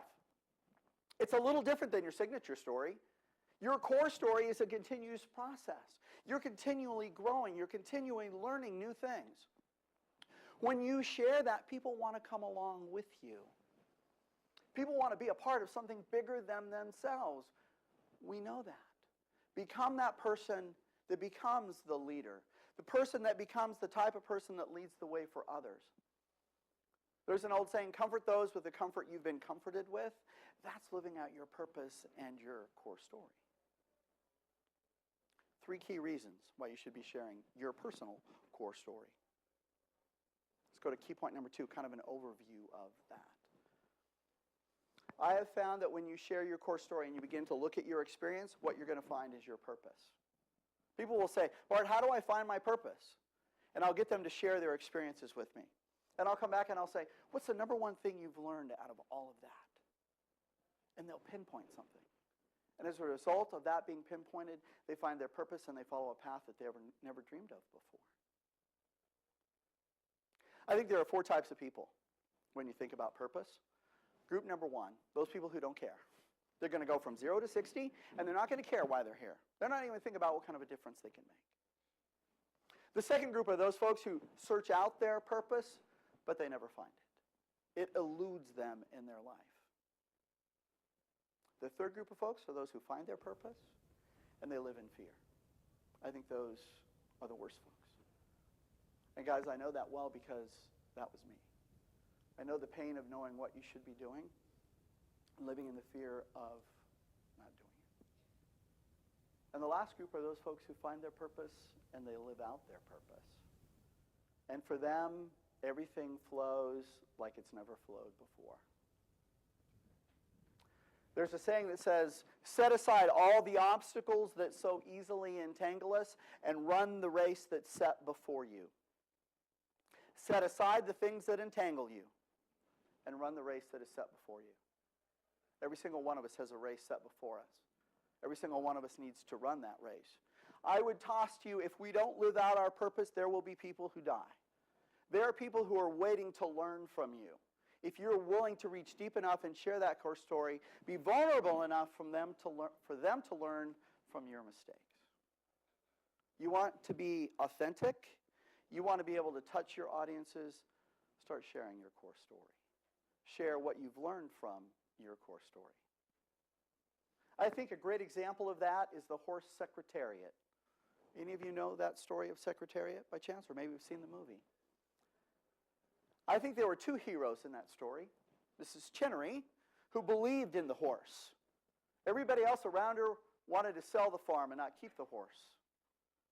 She made a choice to do something no one else wanted her to do. Not even her own family wanted her to live out that purpose. A reporter once asked her, "What's the relationship you have with Secretariat?" She came back and said, "I'm his voice." Whose voice are you for? Who are you speaking and looking out for? The way Mrs. Chinnery looked out for the horse. She set the obstacles aside and lived out what she knew she needed to do. And now there's the horse. That horse knew no fear. That horse knew his purpose clearer than any of us in this room do. He knew his purpose was to run, and his purpose was to win. If we could only brace that purpose as well as that horse did. As you know, he won the Triple Crown, and no horse in 25 years had won that, and no horse has won it since. The horse knew his purpose. He was clear on his destiny. Now, the impact of sharing your core story, being vulnerable enough to go there and to live out your purpose, is an impact of threefold. One, a lifetime of education. Folks, we all know that we have two choices when we communicate. Number one, we can try to impress people. And when somebody tries to impress you, it's all about what they know. And we know that nobody cares about what we know. What they care about is how much we care. The second choice we have is to empower people. And this is what all of us, all our lives are dedicated to. And when we empower people, it's more about how much we care and what we've learned. From today forward, and from when you were born to this day, you've learned many things. That's that educational process that you can continue to share with folks around your core story. There's no shelf life. It's going to continue. You also have a lifetime of service at your fingertips. A lifetime of service. When I began this whole journey, I never dreamt that I would have an opportunity, that Glenn and I would have an opportunity to go to Kenya. I'm teaching class, and one of my class said, "I have an orphanage in Kenya." And both Glenn and I said, "If you find any value in anything that we share, we will come to Kenya and work with your juniors and seniors in high school." She took us up on that offer. We spent 2 weeks there. The first week we were there, we spent with the Women's Political Caucus Group, a group of women fighting for gender equality, AIDS relief, and malaria relief in Kenyan Congress. We helped them share their core story. And then we spent a week with 60 juniors and seniors in high school in a very small orphanage. These children got one meal a day. These children had one set of clothes. Some of these children didn't even have shoes. I got to tell you, folks, they're some of the most wonderful people I've ever met in my whole life. These 60 young people got up and each gave a speech. English isn't even their native language. 5 minutes out of each student. Not one amana, not one out of these young people. And all they wanted to do was give back. That's all they said in their talks. 48,000 young people apply for university in Kenya. 16,000 get accepted every single year. 32,000 go back to poverty. For you and I, we may think that these are nice things. For them, this is a matter of life and death. These are the things that will set them free from poverty. It was an amazing experience. On our way back, Glenn and I are sitting in the airplane and saying, now what do we do? And we have a dream now of 5 continents in 5 years, reaching as many young people as we possibly can. Never did I dream that I could have a lifetime of service. And the third greatest impact you're going to find is a lifetime of leadership. A lifetime of leadership. And with that leadership, I think we need to focus on 3 key things. Number one, we've got to motivate people. We've got to be that sense of inspiration that causes people to set the obstacles aside and their fear aside. Because it's going to hold them back. It's going to hold us back. We've got to share the mastery of the skills that will help them accomplish that.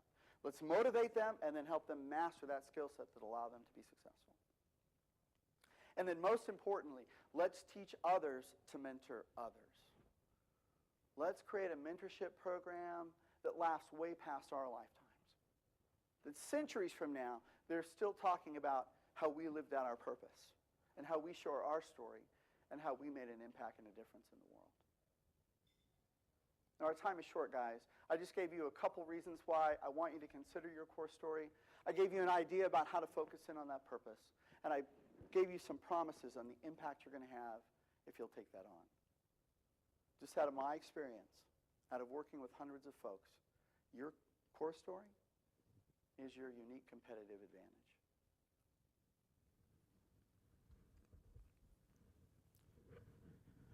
I mentioned this in my talk, that people buy from people, and that people buy from people that they like. Our whole focus then is, how do we create that? How do we become that purpose-driven kind of entrepreneur? When you uncover that single purpose, it drives everything that you do in your business. When folks go through our speaker training program, they'll come out and they'll say, Bart, wow, now I have my confidence. Now I feel like I can go and talk about my concerns around autism, or my concerns around abuse, or my concerns about relationships. And it gives them a driving focus to do everything that they want to accomplish. Their services are developed around that. Their products are developed around that. And it gives them a laser focus to what they want to accomplish.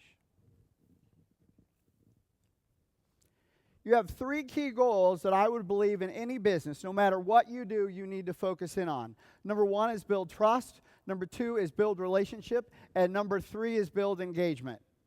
Everything in technology, the people that work for us, and the process that we put into place have got to fall into those 3 major buckets. Let's go into that a little bit deeper. As you look at those 3 major buckets, guys, I want you to think about your 4 revenue streams. Now, I don't necessarily mean speaking from a main stage. That may not be your thing. Maybe you're doing it through webinars or teleseminars. Maybe you're doing it through small group format. But it's you speaking. It's you sharing your information. Now, whether you do training or seminars, if that's part of what you do, or you're doing products, books, teleseminars, CDs, DVDs, or you're actually doing a consulting practice, you want to think about building those 3 major buckets in those 4 key revenue streams.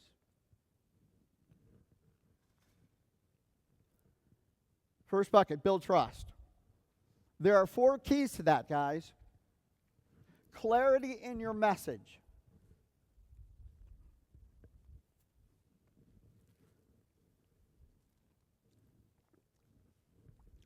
Last week, I worked with a company that had been in business for 28 years. I sat with their executive team and said, what are the top 3 benefits you bring to the table? They couldn't tell me because they didn't have clarity in their message. It is the hardest thing we need to do, is for you to sit down and think through what's your message in the marketplace. It has to be clear. There's a great book that I've just finished reading called Real Leaders Don't Use PowerPoint. Doesn't have anything to do with PowerPoint. The author makes one point. This is what he said, guys. A confused mind always says no.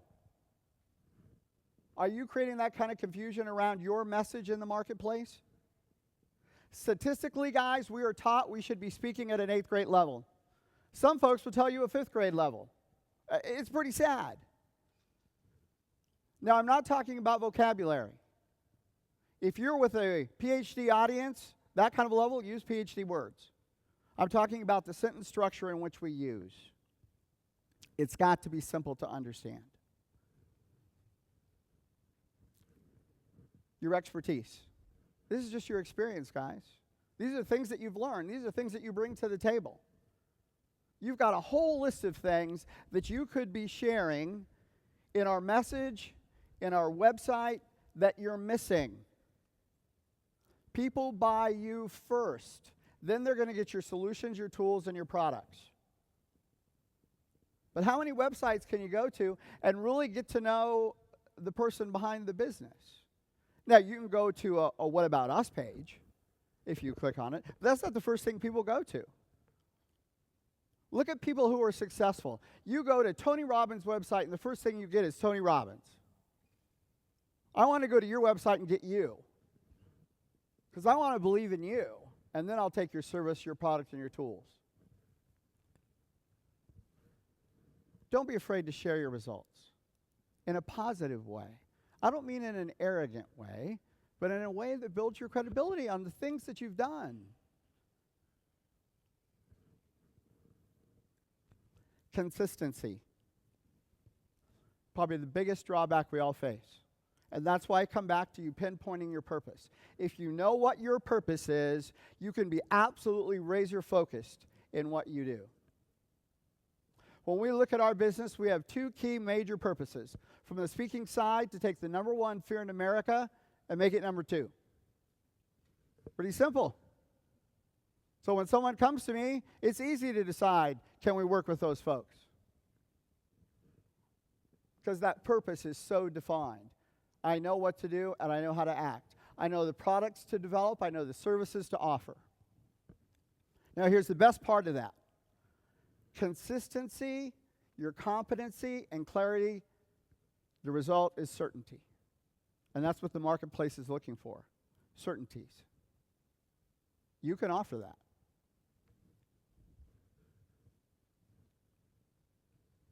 Build relationship. People go through our class, there are two things that we're constantly pushing. How do you build that trust factor? How do you build that likability factor? Guys, have you ever met somebody that you just didn't like? Happens to all of us. So your two questions is, how do I build that trust and how do I build that likability? In our websites, in our interactions, on our teleseminars, on our webinars, in the times when we're speaking, moments matter. You may not think it's important, but it's important to that listener. Every single thing counts. Every single thing counts. I was up teaching class one day, got 5 minutes into class. A woman raises her hand and says, "Boy, Bart, I can't even listen to you. That shirt you're wearing makes you look really washed out." Now you may think, okay, that's not a big deal, and she's way out of line. But if it's causing her not to pay attention, if it's causing her not to have a relationship, if it's causing her not to be engaged, I want to get rid of it. Every single thing counts. From the way you answer the phone, to the way you handle yourself in the virtual world, to the way you walk down the hallway and have a conversation with folks. Now, what that creates is mental real estate. When you think of your industry, when you think of your area, does your name come to the forefront? Do you have that kind of mental real estate? I'm going to give you an example. If I said,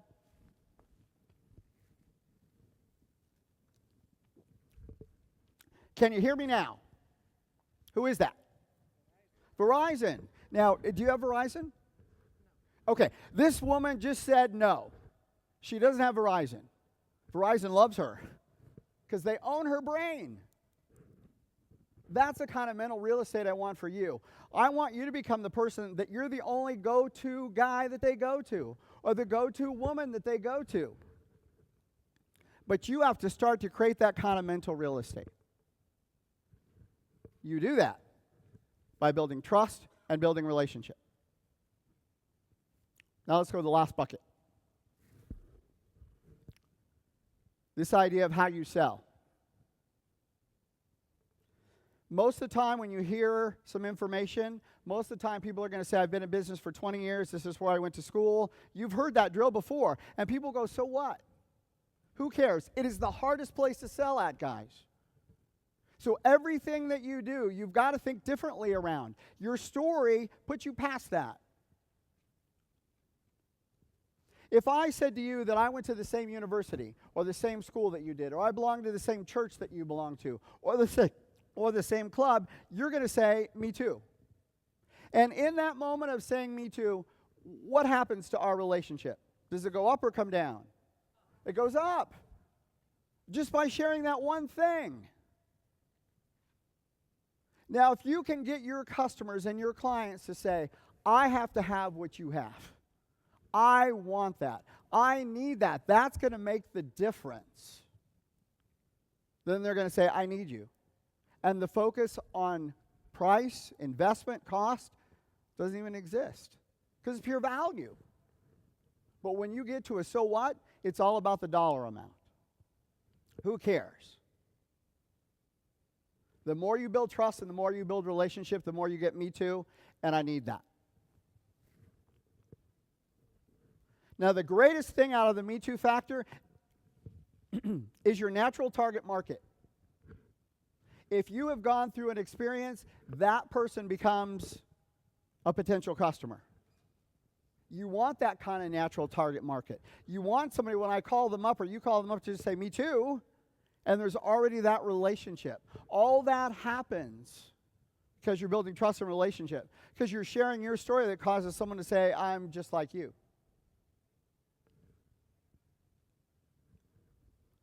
It's driven by that likability factor, and it's driven by your experience. Share what you've learned.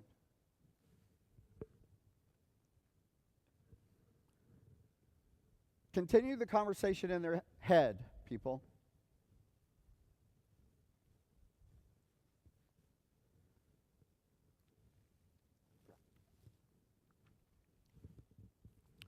Right after Christmas, what kind of ads do we start to hear on the radio and television? I'm sorry? Okay, Valentine's Day? Oh, sales? Lose weight. Join a gym.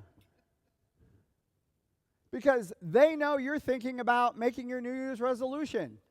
They're continuing the conversation in your head. Ladies, what kind of ads do you start to hear come about March and April? Allergies, okay. Bikinis, time to get in shape.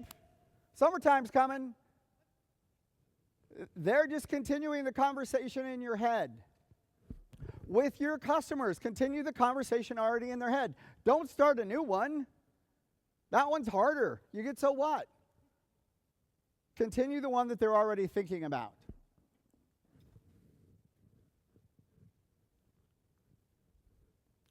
Build engagement. This is the hardest one, guys. You know some of these statistics. You have 30 seconds to engage the live audience.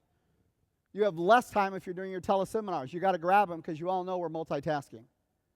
We have less time to engage an audience via the web. You know they're going to click on it and they're going to click out and they're gone. If you're sharing information, guys, every 4 to 6 minutes, you got to change it up. You got to do something a little bit different. You want to keep your listener, your customer, in the palm of your hand, no matter what you're doing. Most folks that we work with, they always come up here and they think, how do I share more? How do I throw a bunch of information at you? I think it's the wrong approach, guys. You should be asking yourself, how do I get you to remember more of what I said? How do I create that greater experience? People will never remember what you said, team. People will never remember what you do. But they will remember, folks, how you make them feel. That's that relationship and trust. Think about creating those experiences. People will pay a lot of money for an experience. Unfortunately for us, people forget 50% of what we tell them. You can look at your spouses and you can see that. You look at your children and you can see that. The thing that we have to fight is mind share competition. If anything, remember that. What else are you competing with? I got asked to be a luncheon speaker a couple of months ago. They served prime rib. They had an open cocktail hour. They pushed a cordial cart after lunch, and then they asked me to speak. Mind share competition. How do you keep that audience in the palm of your hand? Those become your 3 main goals, guys. So now let's take those, and let's look at an example of where we took our core story, put it on film, and we use this in all our marketing. We use this in our speaking situations. We share this. This is where you get to know me a little bit. This is where I get to share what I'm all about. This is where you get to share your core story and build that relationship.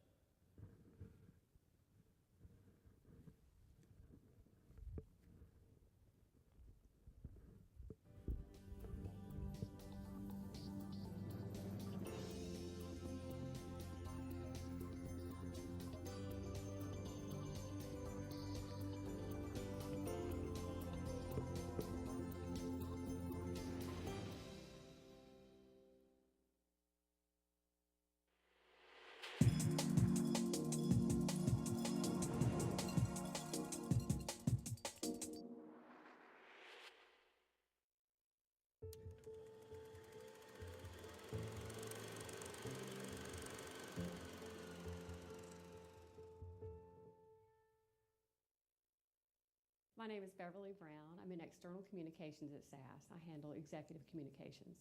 I was tasked with putting together a speaker training program for our top 20 spokespeople. And so for me, finding the best speech coach on the planet was absolutely critical. I've always had a lifelong dream of raising Clydesdale horses. And in my heart, kind of made a little promise to myself that when I was all grown up, I'd finally get one.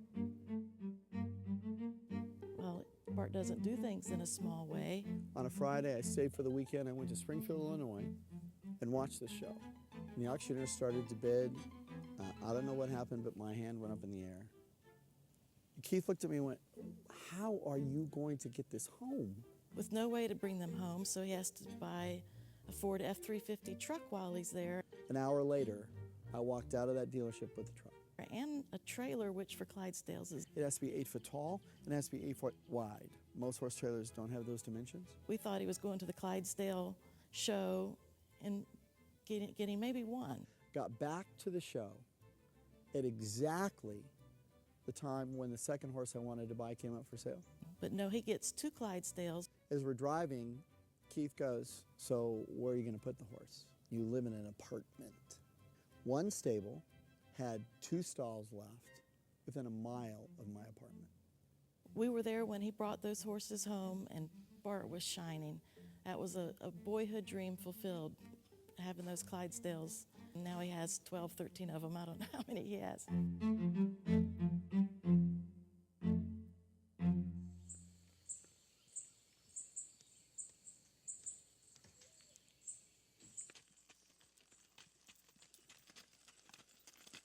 Once you're around horses, people say, "Oh, they're all the same," but they're not. That's Lady. She's the oldest mare I have. This is Carolina Ray. She's a very friendly little mare. This is Forever Dream. That's Braveheart. Where's Pride? Oh, okay. Some friends in the Bay Area gave me a statue of a cowboy riding a bull, and the little plaque on it said Cowboy High on it. So I said if I ever had an opportunity to have a farm, that's what it was going to be, was Cowboy High. Come up. But over 70% of most Americans are unhappy with their life, but they don't know how to change their life. I grew up on a little teeny farm in California, a little 10-acre farm. I can remember as a kid helping my dad build the house we lived in. And because my dad was in the trades, what he would do is he would invite all his buddies. And Mom would put out these big spreads of beans and ham and barrels of beer and soda. And 10 and 15 and 20 of his friends would come by. And we framed our house in a weekend. And then they drywalled it in another weekend. It was just this amazing kind of process. Bart's the only person I've ever thought of as a brother. And I call him my brother, the only one I've ever done. Just a down-to-earth country boy. I know he was born in California, but we'll excuse that part from him. When Bart and Glenna meet someone, whether it's at the grocery store in line, whether it's, the cashier, whatnot, they always ask their name. Before they leave, they will say their sentence with your name. So it becomes a more personal basis. Their names are bacon, sausage, and pork chop. When you're on the right path, life flows effortlessly. You receive more than you ever dreamt you can receive. Since I stepped onto that path, that's what my life has been like. So for me, this is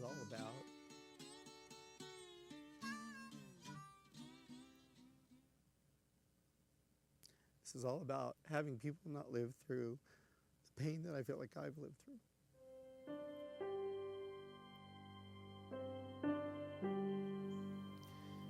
I think there are 4 types of people that really kind of live their lives.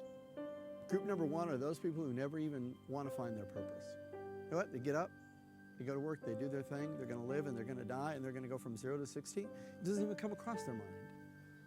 The second group of people are those who seek their purpose. I mean, they sincerely want to live that out and they never find it. The third group of people are those people who find their purpose and they live it out.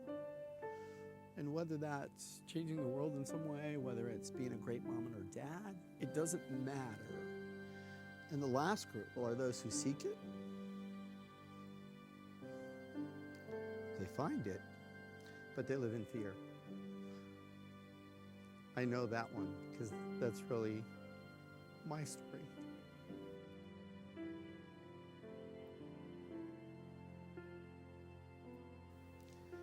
"50 years of living in fear and not following that path, it's the most painful thing I think you can do. I'm hoping to help other people avoid my pain. Then the only way to do that is share my pain, share my story, live out that path, and help someone else that's on the same path." When Bart and I met in 2005, he was one of those people that when I met him, there was an immediate connection. And what I realized that connection was that he had already gotten the value of understanding people's stories. We're walking down a path, and both of us, it was almost like at the same time, just said, well, why don't we just call ourselves remarkability experts?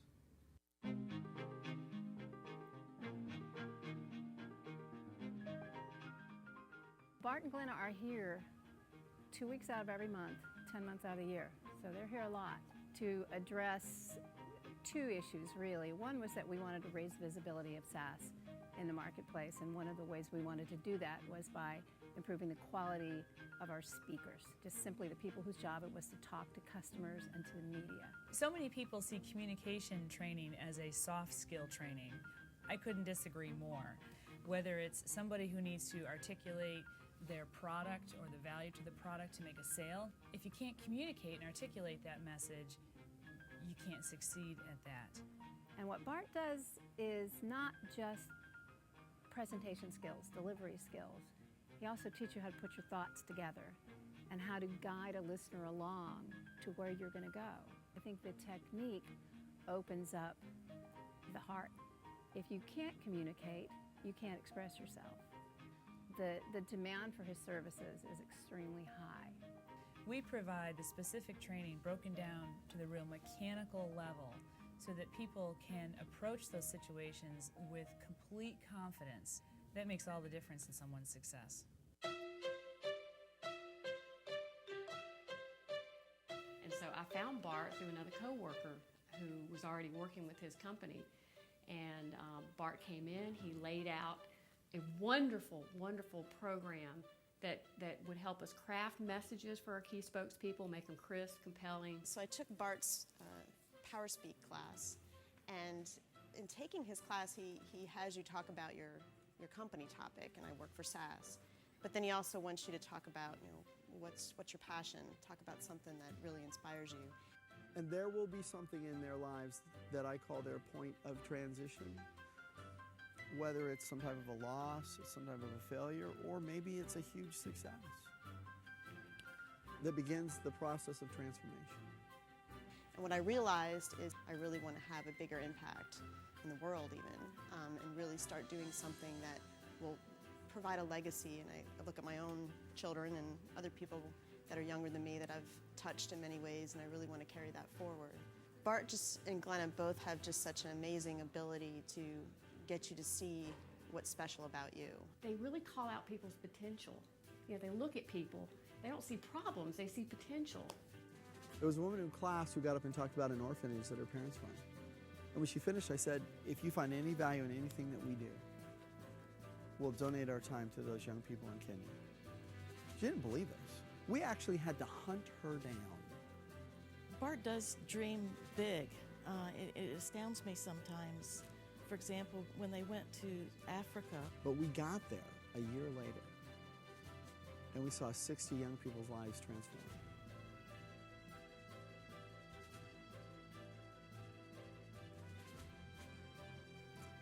I've never been with a group of students who have so little, who give so much.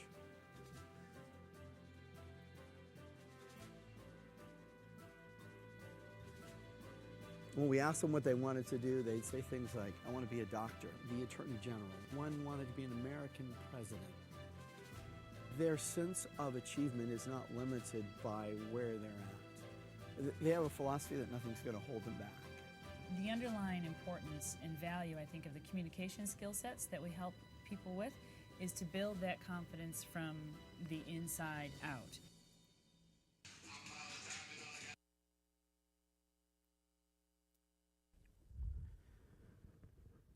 I want you to imagine that that's your story. I want you to imagine that you've pulled your expertise, you've pulled parts of your personal life together and blended it in order to build that trust and relationship. When it boils out, folks, this is the model that we use. You have two major pieces. How are you acquiring and how are you gaining customers, and how are you retaining them? The very first thing you've got to start to be able to do is build that trust, deepen that relationship, and keep them engaged. Once you've done that, you have them at a point of conversion, and now they're your customer. Now our job just switches. Now, how do you keep them engaged? How do you deepen that relationship? And how do you continue to develop that trust? It's not complex. It's what makes you go to the same dry cleaner. It's what makes you go to the same hairdresser that you go to.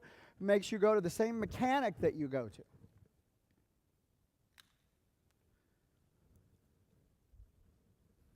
In the midst of all that, you want to weave in your core story. Now, remember what Brian Tracy said when he spoke the other day. He said that 80% of businesses will be obsolete. He said 50% of those folks don't even make $50,000 a year. You see businesses come and go. I want you to create a business that has no shelf life. And the only way you can do that is continue to share your core story. As you grow and you share, you take your customer with you. They want to continue to learn from you and do business with you. Dan Kennedy's a great example. We continue to learn and grow from his wisdom. He continues to share his story. You can do the same thing. If a fat old country boy like me can do this, I know you guys can do it better. I'm the guy shoveling horse manure. But that's part of who I am. Anybody in here have a horse by chance? Okay, so I have me too with you. She knows what it's like to shovel horse manure.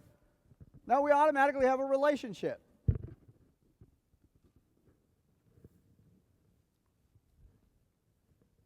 Here's how you apply your core story.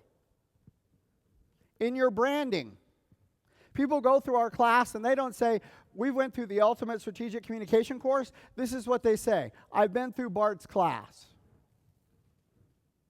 Some people will say to me or say to someone else, have you been Bartified yet? It makes me laugh. But that's part of that story, part of that trust that creates that brand that you want. I want you to have that mental real estate. I want you to be the only guy they call on. Message development. You do a financial plan, you'll do a marketing plan, you'll do a sales plan, but how many times do you do a communication plan? What is it you want to say? I bet you if I went around the room right now and asked you to share the top 10 strengths you bring to the table, that 99% of you couldn't tell me. If you can't sell yourself, who's going to buy you? You have too much to share and too much to give, too much difference and impact to make. And when you do that, you end up selling without selling. Write that down. Sell without selling. Because people just want you.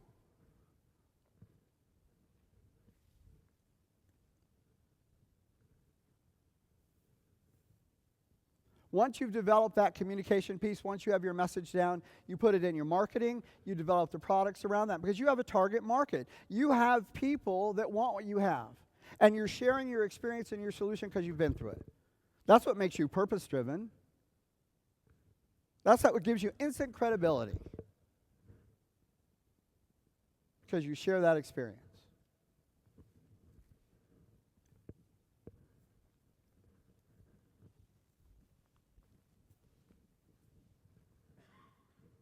Does that even look like me?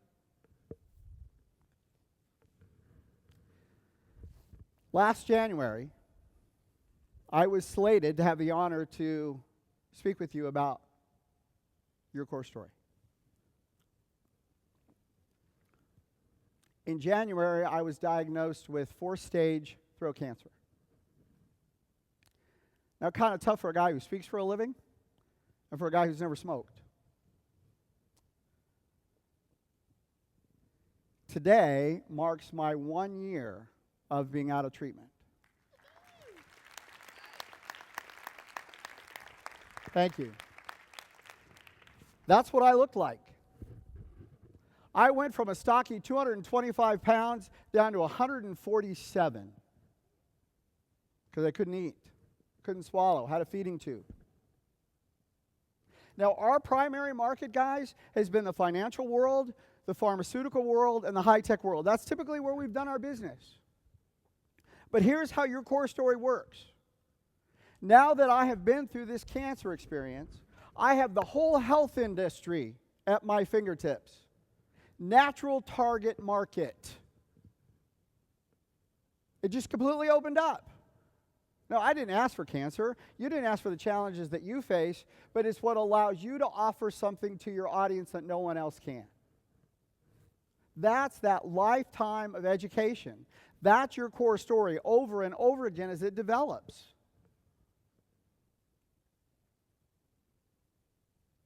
One of the greatest benefits you can bring to the table as that purpose-driven entrepreneur, as someone who shares their core story, is this lifetime of education. Guys, you have a lot to give. And the more you give, the more you're going to receive. And you may say that's pure fluff, but it's what your customers and your clients want. They want you. Then they'll get your company. When we coach sales teams, they all walk in and say, we've been in business for 30 years. This is how many employees we've got. And the customer goes, who cares? How are you going to solve my problem? You solve their problem by sharing your experience on how you solved it yourself. I want you to have a business that has no shelf life. I want you to leave a legacy that 50 years after you're gone, someone's still saying, she was the person, he was the person, and you've left it to someone else. You're here today because you want to do more. You're at this conference because you want to be more. You're here at this conference because you want to have more. And you have to bring all these ingredients together. Just don't forget yourself. You're the one who makes the difference.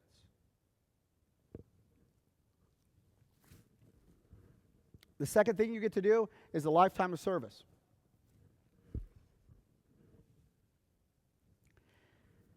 This young man is named Josh. Josh has cerebral palsy. His grandfather had picked him up and was walking him in his wheelchair, taking him across the street to his house. Some young kid came barreling down the street going 75 miles an hour, hit his grandfather. Hit his grandfather so hard, guys, they knocked the change out of his pockets.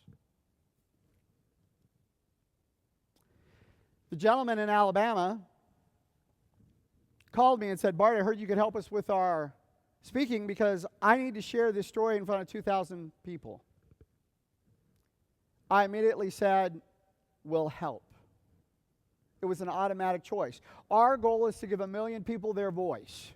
How do we help you have your voice in the marketplace? How do you stand out?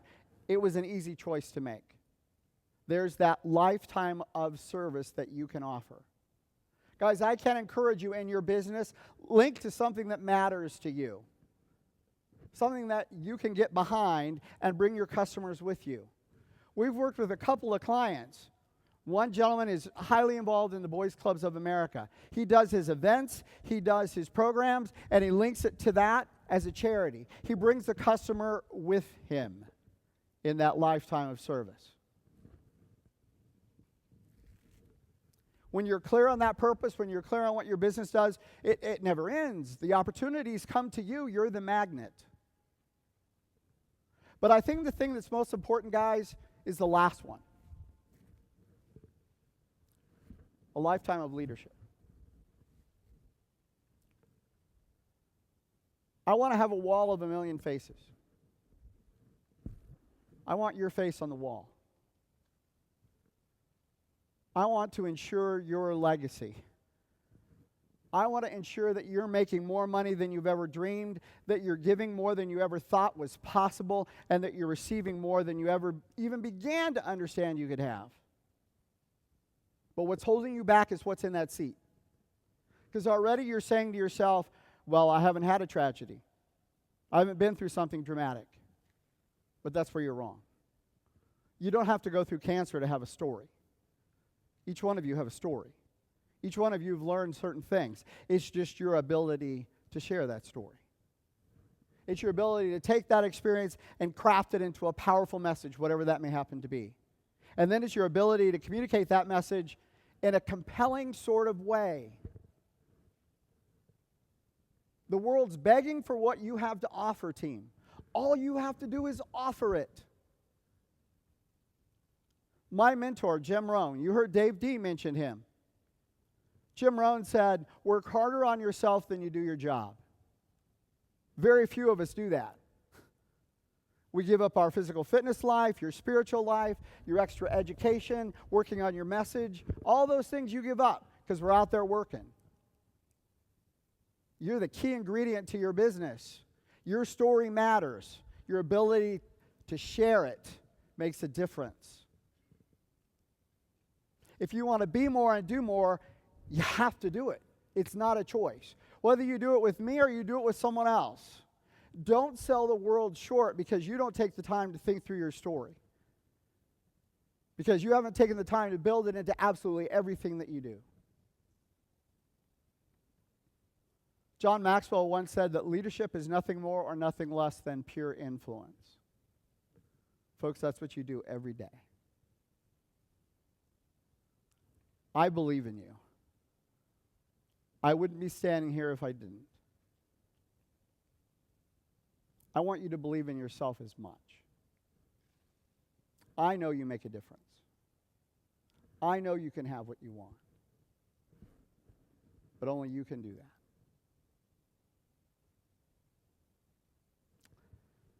It has been an absolute honor to be here today. I can't tell you how much I was looking forward to this. It's been a year in the making, and I am thankful to have had the honor to share it with you. Thank you.